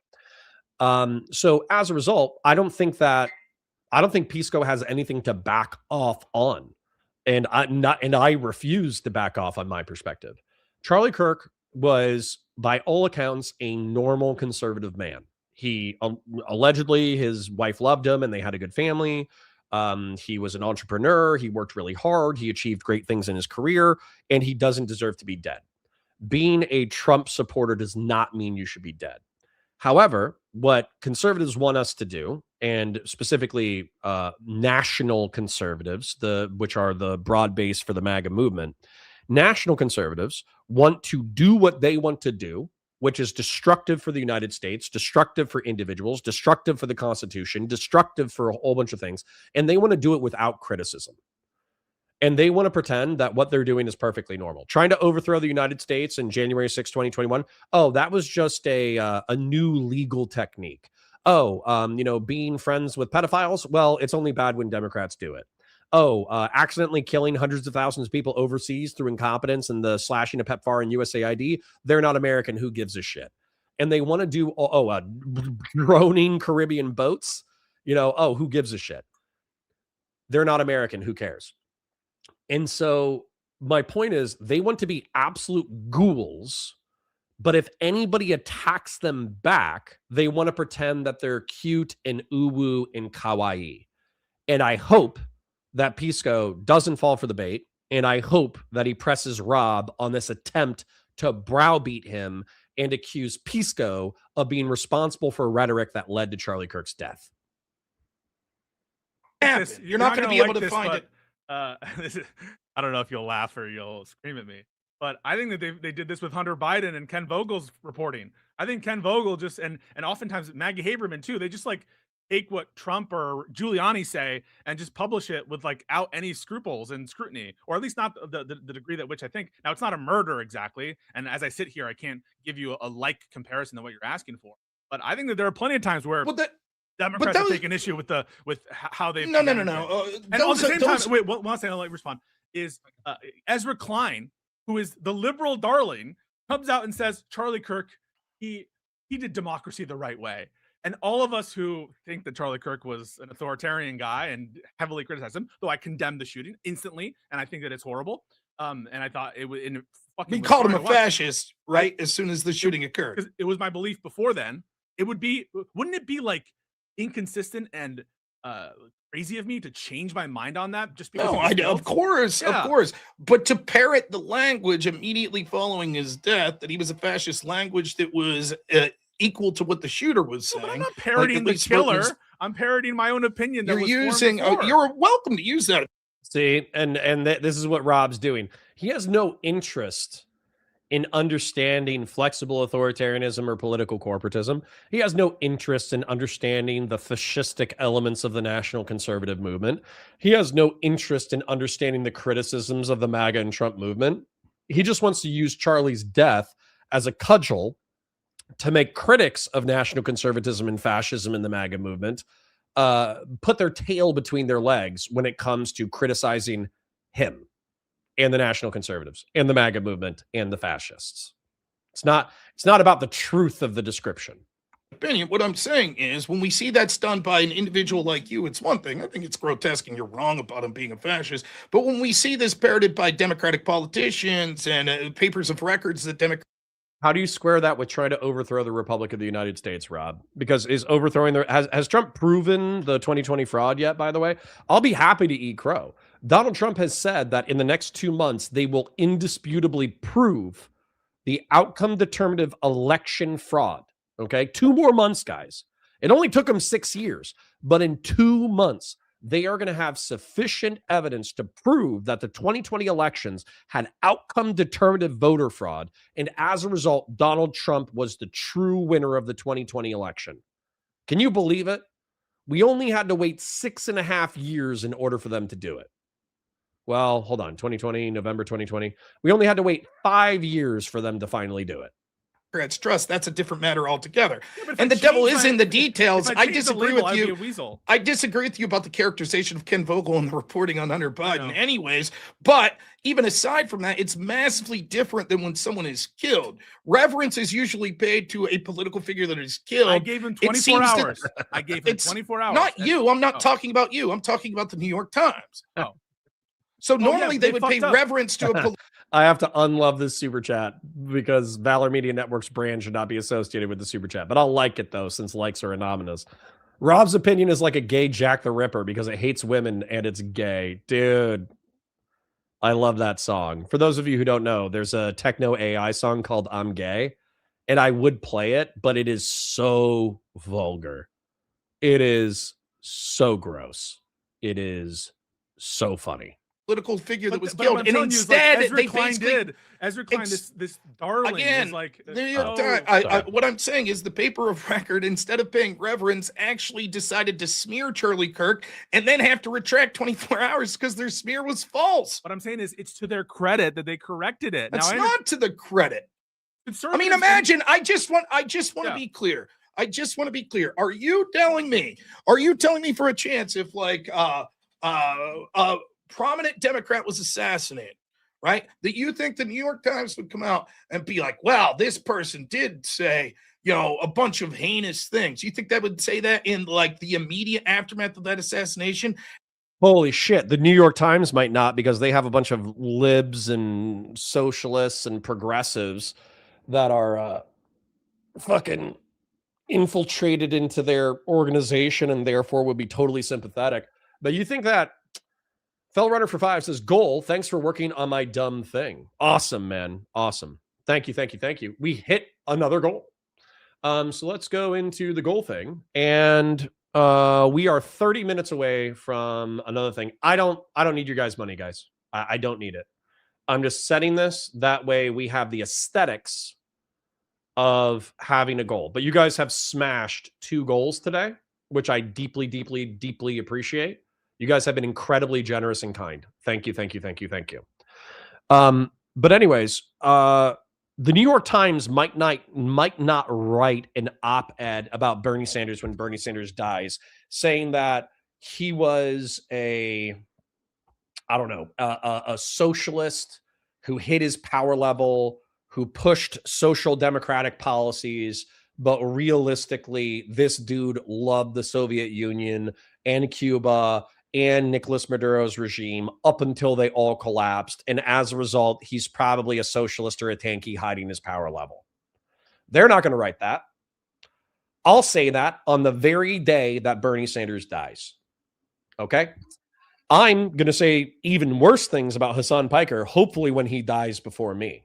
Okay? Hopefully Hassan Piker does a little bit of fent at a Hollywood party sometime in the next decade, and then he falls out and I can, dance on his grave. Now, that's not very Christian of me. I shouldn't dance on anybody's grave, okay? However, I do think that guy's a piece of shit. I do think he's anti-American propagandist. I do think that he's an authoritarian. I do think he sweeps for some of the most abhorrent crimes that have been committed on the world stage. And I hope he eats a dick. Preferably a bowl of dicks. A beach full of dicks, maybe even a country filled with dicks. I hope Hassan Piker eats that many dicks. I hate that man. I think he's a piece of shit. And by the way, it makes me wildly uncomfortable, the point to which DGG liberals, including Pisco, by the way, and Hutch and other people, are willing to and able to sanitize Hassan Piker's media presence. I have no idea how they're able to do it. Yes, he can eat a dick planet. Correct. Yeah. So anyways, yeah. So once again, the New York Times will not write an op-ed piece calling Hassan Piker a terror apologist, authoritarian apologist, tanky, power level hiding, propagandist, anti-American piece of shit. But I will. And then get something 100% wrong, the wrong direction of it? You think that would happen? They wouldn't I don't think they would say anything that negative anyways, and Really? they would certainly fact check the shit out of it. Yes. For political figures who have been assassinated in this country, it's not first of all, political assassination, regrettably, it's unfortunate, is part of almost the DNA of American political life, and it's unfortunate. And the response to the death, either untimely, unlawful, or natural, of politicians isn't uniformly praising or having reverence. Some people, like myself, kind of view it a little bit cowardly to have this now in good Can you taste. show me the example of a left-winger that was brutally attacked, murdered, something like that, where the New York Times or a prominent left-leaning papers like that came out and were basically highly critical of them? As I sit here, I don't know that I can provide you one off the top of my head. Give me some time. I'm not sure if you can find a light case for it. But what I'll say is, what do you think more likely happened? That this sinister New York Times reporter was like trying to fuck with Kirk, or he heard Kirk say that in like an out of context clip and reported on it and got that shit wrong. Which of those two things do you think is more likely? I don't think that either of those are the most likely scenarios, so I reject both. Okay, go for I it. think that they disliked Charlie Kirk, right? And went to find things that they thought were negative that he said. Then they stumbled upon that quote and just heard it and weren't critical of it. So they reported it, only to be informed later and probably threatened with a lawsuit that, no, you dumbasses, he did say that, but he was angry about it. And he was arguing against the quote that he was reading. That's what I think happened. They intentionally went searching for inflammatory things he said Was this an to op-ed? justify their. I don't think so. Well, I think my intuition of that probably changes. Like if they are specific, because what you're saying doesn't sound implausible to me that someone could do that someone could be searching for bad things of Kirk. And I guess my intuition about whether that was like a good thing or bad thing to do might depend on like whether it was an op-ed or whether it was the reporting part of it. But here's the thing, Rob, like to me, okay, assume that was the motivation. Liberal newspaper is liberal. More at 11. Like what is the whole fucking, what is your point about Well, this? it's not the Okay. point is that basically the implication that we heard from prominent Democrats is they may have said the right thing. First off, they saw the mass amounts of Democrats that were celebrating this. So in the same time that was occurring, they basically were making the argument, well, yeah, but he was a really horrible person. So we understand. Well, I think that part of Charlie Kirk's image has always been as a firebrand and as someone who is okay, so part of reporting what Charlie Kirk meant to America and how Republicans saw him and how Democrats saw him surely like involves trying to assess why people are either upset with him or why people support him. In fact, in order to even explain, right, like why there could be people, and there were, in fact, and I condemn it, celebrating the death of Charlie Kirk, you would like even just to have context. A good reporter would need to explain why people were upset at him. So I just the context in which that comes up, I think, really matters to me, and whether or not we have evidence that it was done maliciously. We can keep going down this line, but I'm curious. Like, all right, I disagree. Yeah. By the way, I'll just say this real quick. Yeah, Like, according to a recent poll, I have to see where it came from, but according to this recent poll, a plurality of Democrats say that the person most responsible for the assassination of Charlie Kirk was Charlie Kirk and his own beliefs. They had that as higher than the beliefs and thoughts of the shooter. Problem I have with a lot of these polls, Rob, is there's a couple senses in which people can use the term responsible, right? Like if we mean is culpable, and that I think is not an unfair interpretation, Rob, what you're saying as culpable, because people will say like, you caused this, you did this, sometimes to reference like you are culpable for what you did. In other words, you did a moral ought not, right? And but there are other people who say like who mean it in a different sense. Like he's responsible if he, as like a but for thing, if he weren't saying these things, he wouldn't have been killed. Now, both things, I agree with it in one sense and not in another. I disagree, right, that he was culpable for his own death. I think that's preposterous, absurd, and I think that the person who's responsible, and this will get into what you think ought to be done, using the death of Charlie Kirk, which is you complain about, the person who was responsible for his death is in fact the shooter, Tyler Robinson. And maybe there's some negligence somewhere else, or if you could prove one of these theories, Candace Owens, etc., that like, I don't know, Egypt or Israel or the combination of France and all these people did it, then you can see culpability there, whoever was helping them, if there's actually evidence of it. But if you were to ask me, but for Charlie Kirk's views, would he have been killed? I think that like that's our whole argument, that it's a political assassination, that the causal relationship. But there's two problems with that. Yeah. There's two problems with that. One, you could say, you could take that ad reducto anywhere and say, but for the birth of Charlie Kirk, would he have been assassinated? So it's like, yeah, I guess you could always blame anyone who's killed because they wouldn't have been killed if they don't exist. That seems to be a bad standard. And the problem is, even if I accept what you're saying here, the problem is it doesn't say, do you think Charlie Kirk is partly responsible for his own death, right? That's not the question. It is who is most responsible. And one of the options given is quite literally the mental health and views of the perpetrator. And so people saw these two options and said, the views of the killer or Charlie Kirk himself, even under your loose interpretation of responsible, they still said Charlie Kirk was most responsible. But Rob, let me articulate it in a steel man just so we can have a little bit of transformative commentary while we're watching this content. Charlie Kirk, the Trump administration is fascistic. They're politically corporative and they're flexibly authoritarian. I don't even think this is disputable. So as a result, Donald Trump, in my opinion, and all of his enablers are fascistic. Maybe they're not fascist. Maybe they've never read Gentile. Maybe they don't understand fascism. But what they want is they want political corporatism. They want the nation state to advocate for the corporative health, the bodily health of the entire American people. And they're willing to sacrifice the health of allies, peers, friends, enemies, whoever, in order to achieve that political corporative health.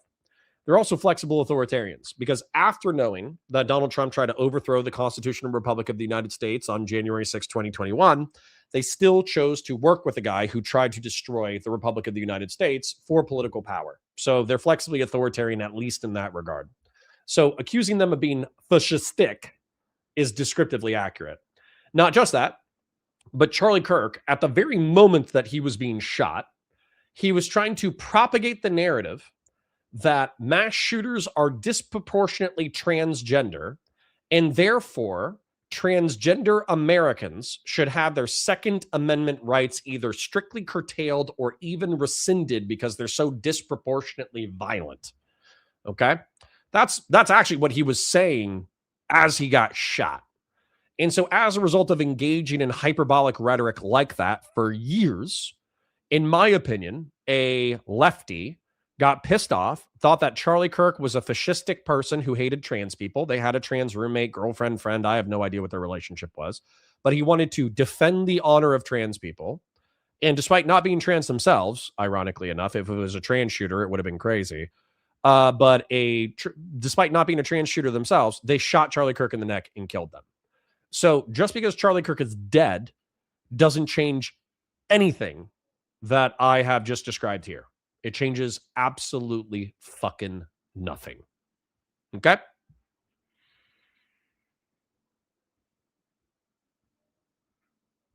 What? I have no idea what you're talking about, but Fell Runner said, us boomers know how to keep our second families in a separate state and keep it secret until the grave. Wait, what? All right, quick shill, guys. Quick shill. You guys have been too kind today, so if you've already donated, you do not need to donate. Please don't donate. I'll feel guilty. All right. However, if you haven't donated, I'm going to remind you, we've set 2 goals. We've surpassed them both. We've had more than 20 super chats this stream. We currently have a 5 super chat goal for the last 30 minutes of stream. I will be leaving in 20 minutes in order to do Valor Reacts on Twitch with Dan Pace. What we'll be doing is I'm going to have a former Green Beret. We're going to go live on Twitch under the Counterpoint's name. We are going to watch Black Hawk Down, and we're going to interrupt every 5 minutes, realistically every 30 seconds. We're going to interrupt every 30 seconds in order to talk shit about military tactics, war stories we have, the military mindset, psychology, combat, physiology, all that stuff, and we have a blast doing it. So if that interests you as content, then I invite you to come over to Twitch in about 20 minutes. Now, Sacred Snow says, I don't understand how Rob can even make this argument in bad faith. It's so blatantly stupid. The MAGA pundits saying that Dem rhetoric is causing the assassination attempt since the Trump campaign also believe that Charlie was more responsible for his death than Tyler, just with different wording. They're both basically saying that the assassins couldn't control their behavior because of rhetoric, that fascism inevitably leads to political violence. Yeah. Yeah. And trying to parse these things out. Why are we trying to parse these things out? Right? In my opinion, the reason why Rob is trying to parse these things out is because he's not trying to say that Trump or MAGA or Charlie Kirk or any of the Republicans are responsible for anything that's happened in the country in the past 4 years. It's Democrats. It's the Democrats' fault for not rolling over and taking it. It's you thought mass deportations were bad? Well, you should have just rolled over and taken it because that's what we want to do. Oh, you thought that Trump trying to overthrow the Republic of the United States was bad? Well, that's too bad. You should have just rolled over and taken it. Oh, one of our people got assassinated because he helped support the insurrection of January 6, 2021 by rehabilitating Trump's reputation so he could win in 24. That's too bad. You should have just rolled over and taken it. Thomas Dudley says, unrelated, but what are your opinions on the Army-Navy game? Did you have any officers who were really weird about it? No. No, I didn't. And I have to say, as a teenager, I was so disappointed in the Army-Navy game. All right. This is my opinion, and it kind of goes along with my Starship Troopers thing. Thank you for sparking a autistic rant, Thomas Dudley. The Army and the Navy should have the best athletes in America. That is my position. The Army and Navy should have the budget to recruit and retain absolute monstrous, sociopathic, steroided freaks. And the debate in college football should not be who's going to win the SEC, who's going to win the NEC, who's going to win the Western Conference or whatever the fuck it's organized. The debate should be which one of these two teams, the Army or the Navy, is going to win all of college football every single year. That's how different the Army and Navy should be. And if they have to do so through performance-enhancing drugs and super soldier serum, if I was dictator of America, I would allow them to do so. Okay? So I'm not interested in the Army-Navy game. I don't care. I'm actually kind of sad and embarrassed that they're not considered an elite football team. And the fact that the federal government doesn't subsidize a super soldier program to show off super soldiers in the Army-Navy football game makes me disappointed. Bud123 says, it's college football. They're not allowed PEDs. Well, if I was dictator, they not only would they be allowed PEDs, the Army and Navy would get the best PEDs. We would kidnap scientists from all over the world in order to do this. Connor, get on twit, kick exclamation point. What are you talking about? You want me to get on Twitter or you want me to get on kick? What do you want me to do? I don't know what you mean. Lol, you just 40K to happen IRL? Yes. Yes. Yes. 18 to 20-year-old Astartes playing football. Yes. Yes. Yeah. All right. Anyways, I'm still working on this Fell Runner drawing, but we're still listening to them. Like I said, like the stream, share it with your friends, engage with chat, super chats if you got them, memberships if you got them. You guys have been too kind today. Space out your kindness. If you have already been kind today, you do not need to be kind again. Everybody who's been kind has been insanely kind. However, if you're a lurker and you have not donated, I am gently encouraging you to super chat. That way we can meet our 5 super chat goal in the next 30 minutes.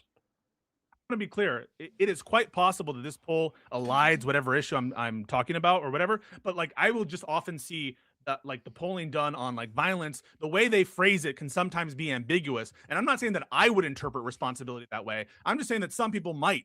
Some people might interpret responsible. Yeah, if you hadn't done this, I'll give you another example, right? Like some people have said things like "fuck around and find out." If you go to a bad part of town, if you move to the city, I don't want to. Your boy Destiny. Exactly right. So people who have said this have. What they mean by like fuck around, find out, you do this and whatever happens to you, there's a sense of responsibility that even I think intuitively appeals to Republicans at times. I'll give you again the context of being back into the cities. I've heard Republicans say, I don't want to hear about your complaints regarding violence. If you get mugged or whatever, don't come crying to me. You chose to live in this city after you knew Democrat policies, whatever. And that could be the sense in which some people are answering that. But to put all of that, that's a different level, because it would be the equivalent of saying, well, if you wear, it's the equivalent of, well, you wore a short dress and you work down the street. That's what I mean. There are people. Okay. But you wouldn't say that no one in their right mind would say that she's most responsible, even more responsible than the sexual assault. I agree. I think it would, all I'm giving you is a general complaint that I would need to see how it's asked. Maybe this polling is done in a good way. I'm not sure. I'm not a fucking statistician, but I just will sometimes see, even also by the, another example of this is the recent strikes on Venezuela, drug boats, where you see how the polling is done. And it's like, do you think that we should destroy drug boats in the middle of the ocean? Like, and their answer is like, yes, we should do that. But oftentimes that's like not the important moral issue. The important moral issue is, should we in fact like kill people in these strikes when they're being targeted? So which group or persons would you say is most responsible for each event? The fatal shooting of conservative activist Charlie Kirk in Utah on September 10th, 2025. Corporate media, there's a small percentage that say that. This is limited to Democrats with a certain. Number one, I don't give a shit about this poll. Number two, which one would Rob say is most, who is most responsible for drug boats getting blown up? Because I almost guarantee you that he's going to have the exact opposite reaction. The people most responsible for drug traffickers getting assassinated, according to Rob, is going to be the drug traffickers, right? They knew the risk. They went into the Caribbean waters. They had pounds and pounds and pounds of cocaine and fentanyl and other drugs on their boats. They knew that the American military was operating in the Caribbean and that the American military has started military operations blowing up random speedboats filled with drugs. And so as a result, it's the drug traffickers' fault, right? Okay. Invert it, put it on Charlie Kirk. Now, you can say Charlie Kirk doesn't deserve to get murdered because we have freedom of speech and freedom of conscience in the United States. And I agree with you. But the whole point is that the moral math is the same. Bud123 says, Georgia, my alma mater, is way better than the Army or Navy football team. I'm sorry, Connor. Listen, it's not your fault. Okay? It's not your fault. It's the federal government's fault. Okay? The federal government is not starting the super soldier program and then using it in order to make the Army Navy football players supreme above the rest of the field. It's their fault. It's not yours. Fast and Bulbous says, Ashley Babbitt was responsible for what happened to her. Rob would probably disagree. And once again, we find that if you ask a Republican, any conservative, if somebody breaks into your house in the middle of the night, what are you going to do with them? The answer is going to be shoot them, right? 99.9% of the time, it's going to be shoot them, kill them. They're breaking into my house. They're not authorized to be on my property. They're in the middle of the night. I can presume that they have nefarious motivations. Therefore, I can shoot and kill them. And then if you ask them, hey, if a rioter was breaking into a piece of property, what should the property owner do? They're going to say it again. As long as they're not thinking about January 6th, what are you going to do? Shoot me? Yeah. Oh, my God. But yeah, they're going to say, oh, yeah, shoot him. Shoot him. If there's a BLM rioter who's breaking into a gas station, then the store owner should be able to shoot him. They would have no problems with this moral calculus. And then you're like, what should Ashley Babbitt have been shot? And they're like, no, it was a peaceful protest. Why didn't they just tase her? Why didn't the cops leave cover and tackle her? And why didn't they put her in zip cuffs? And why didn't they do this? And why didn't they do that? They know exactly what to do. They know exactly what to do when it's a private business. They know exactly what to do when it's a private domicile. They will make every excuse in the world when it comes to rioting and trying to overthrow the Republic of the United States. It's complete cognitive dissonance. It's total arsordation. It's total NPC behavior. MPP versus NPC supremacy forever. Degrees, but it's the same without the degrees. If you look at it with the Democrats, Got it. Political opponents, 15%, their own political views and rhetoric, 40% when it comes to Charlie Kirk, and then the mental health and views of each perpetrator, 32%, unsure, no opinion, 10%. This is So, not. I mean- so this is like, this is exactly the problem, Rob. Like this kind of question is kind of, it seems to imply some kind of causality term of it, not a culpability term of it. What is most Oh responsible? no. Okay, I mean I maybe totally, I totally, I could go to the restroom. I'll be right Okay, back. go for and it. then we can go where you want with it. But Yeah, no. Hey, folks, what up, everybody? Thank you for watching Epic Conversation, Battle of the Titans. Avarice, I I'm can't hear you. Hi, I'm Avarice. Good to yeah, meet you. I got a mute. I actually got a know- mute problem. I actually know who you are because I'm a Rob fan. I will occasionally Oh. watch the stream you guys do. When there's a whip, there's a way. With all your little things and the nation stuff, and so I know you. Oh, shit. There's a guy with almost a black sun in the background, but it's not a black sun, so I won't accuse him of Nazism. But let's be real. Having a black wheel and the stars and the sunny cosmos, maybe he's like a huge space fan. Maybe this guy just loves space. But being a national conservative debater with a black wheel in your background is scary to me. That is weird. That is creeping me out. Okay, so I think Rob stepped away and then some proxy debater stepped in. I think that's what happened, okay? Fantastic. Well, sometimes I'm Avarice, and then sometimes I'm Jess Gerald, like EOD said. Awesome. You see, yeah. Justin Gerald. No, it's an ongoing thing. I stole the jacket from Jess Gerald. You're like in at the producer VateCon. chair. That's pretty cool. Yeah, I'm in the producer chair in the back. Yeah. That's awesome. Are you and Rob are Crucible Jason, guys butt buddies? On Word War Debate, maybe, or you're helping Rob out, or what's going on? Do you guys like to smoochie I kiss? just help Rob out. I mean, I'm a fan of the Crucible, and I frequent the Foundry, and I'm like pretty active there. But I'm not like I don't represent the Crucible in any way. You just have a baby. Someone just said. I did. Yes, I did. Congratulations, man. So, that's awesome. Do you hold hands? Yeah, so I just help out here, and you know, Rob, being a good friend, was nice enough to give me the back chair, and I just get to play the Patsy to whip songs. Hey, what you want about Rob Noerr? I know that he likes sticking. He works with like Black Elk, his editor, and King Saldus says, "Can I be the token NPC in the cog?" Yeah, absolutely. Like I said, Kay apparently has aphantasia. I was making jokes that the people without imagination are actual NPCs because they're not capable of like seeing things in their mind's eye and building a mind palace.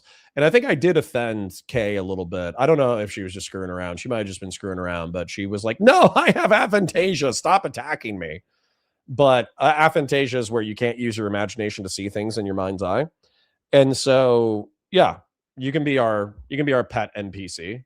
You can hang out. You don't have to be a mind palace person. You can be our pet non-playable character. That works.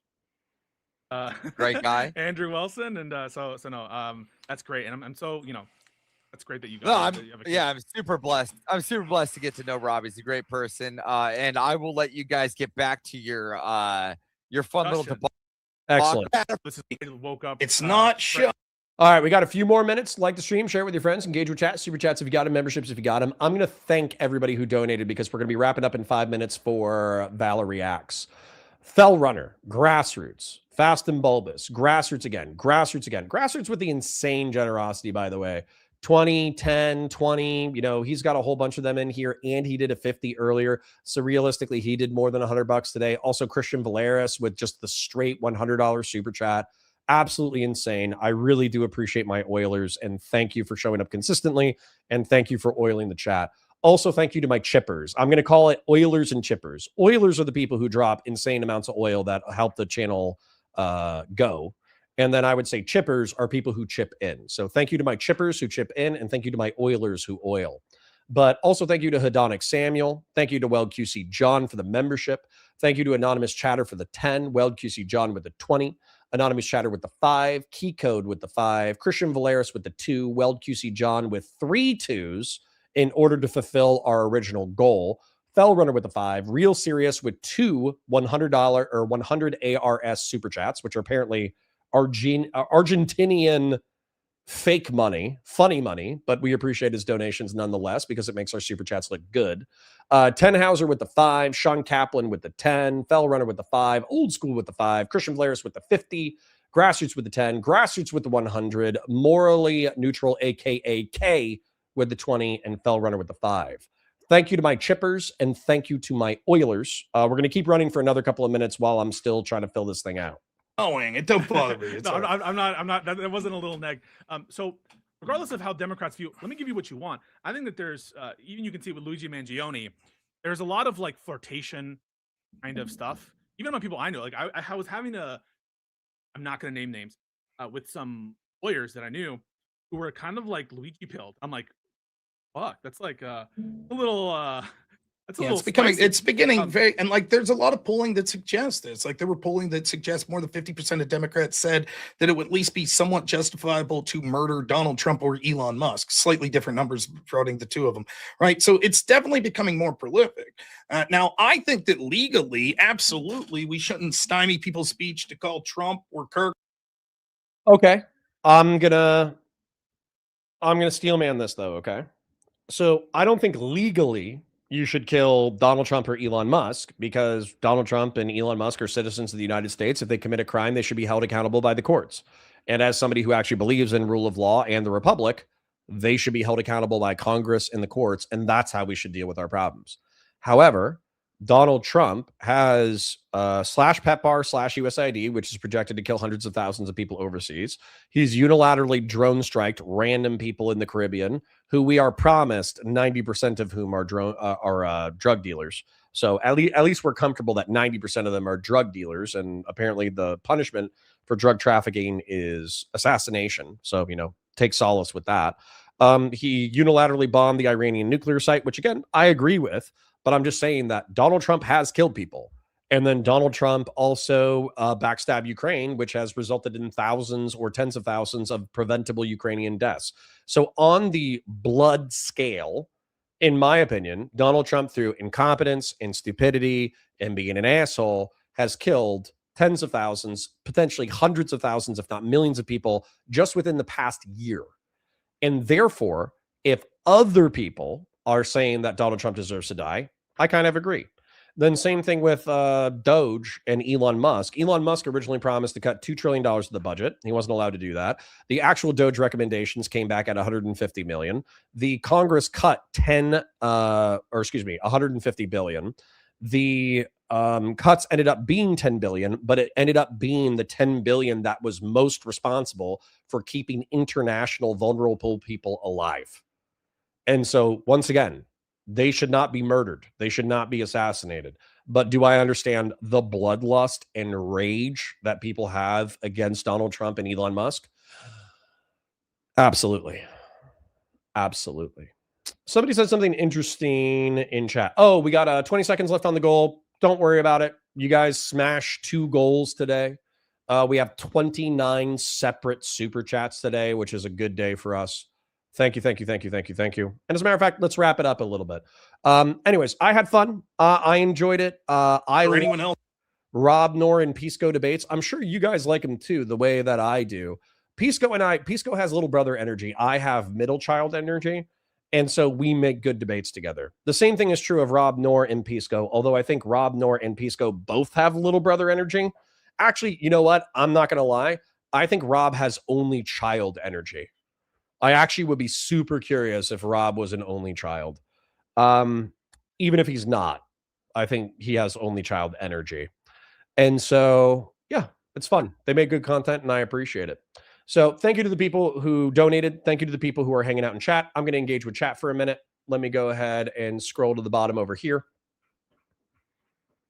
And let me go all the way down to new comments. Let me exit this. And let's just chill for a little bit. Let me exit this. Let me remove this. And then Fell Runner, I would say that so far I've come up with a model for how Donald Trump seized power and started affecting the other institutions. And then I'm coming up with a chronology that explains his rise to power. We haven't gotten into the authoritarian moves quite yet, but we're, I would say, halfway through. If I was creating a mind map on Trump's rise to authoritarian power, I'm probably about halfway through it chronologically and narratively. So we didn't finish it today, but we'll finish it in general, I promise. Let me find my X button real quick. That way, oh no, let me just go up here. I'll remove this real quick and I'll just hang out with you guys for a second before we move over to Valor Reacts. Also, I'm probably going to do water in, water out. I'm going to get some water. Dan just texted me and said that he's available in 5 minutes. Sounds good. I'll send the link momentarily. I'm going to say, let's pray for Sabri. Was it Sabri Keller or was it somebody else? Somebody else was going for an exam. Let's pray for them to do well. Grassroots Hegemon has a dog who has gotten sick, and it's probably terminal. Let's say a little prayer for Grassroots Hegemon. Everyone who's pursuing ambitions and going after things, reach out to the community. I understand we're a digital community. I understand that we're small. I understand that we don't have the capacity to fix your problems. But there are people who are here who are smart, competent, intelligent, insightful, good, friendly. There's all sorts of good people in the COG chat.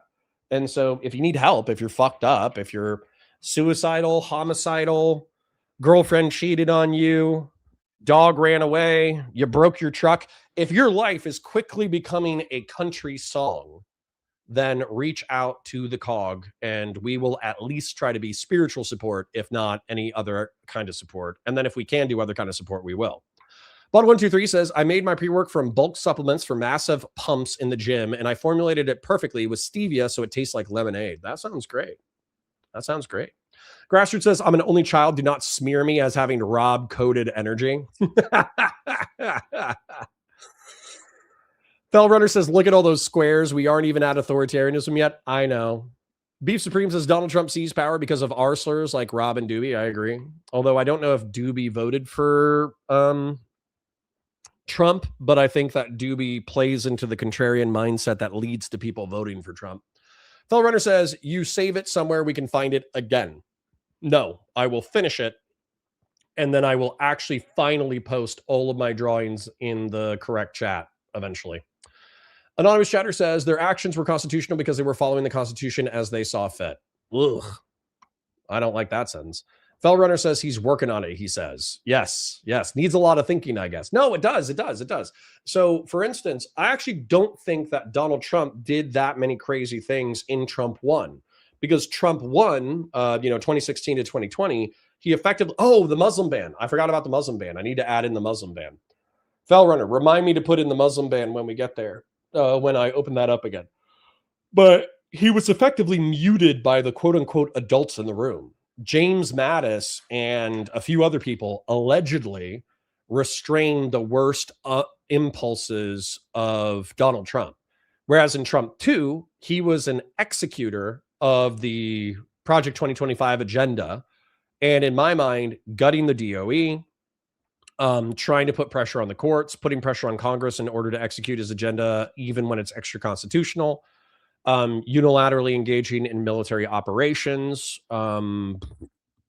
stretching out the 2001 AUMF, making the CBP the largest law enforcement agency in the world, and then also harassing Hispanic citizens in the United States in violation of the Fourth Amendment, using the Sukkot and using deportation to Central America as a torture technique to get potential immigrants and immigrants to fear for their lives and well-being. These are all things that I think we should point to as Trump being a authoritarian piece of shit. Now, it's 1:05. Dan's ready to go. I'm going to go use the restroom, water in, water out, and then we're going to come back on Twitch. If you want to hang out with Dan Pace and myself, like I said, go over to Twitch real quick, type in Counterpoints, follow that channel, and we are going to be continuing our watch through of Black Hawk Down, and it should be fun. So I'll see you guys in a couple of minutes. I parasocially love you. Thank you for hanging out, and thank you for your generosity today. It is much appreciated. Bye for now.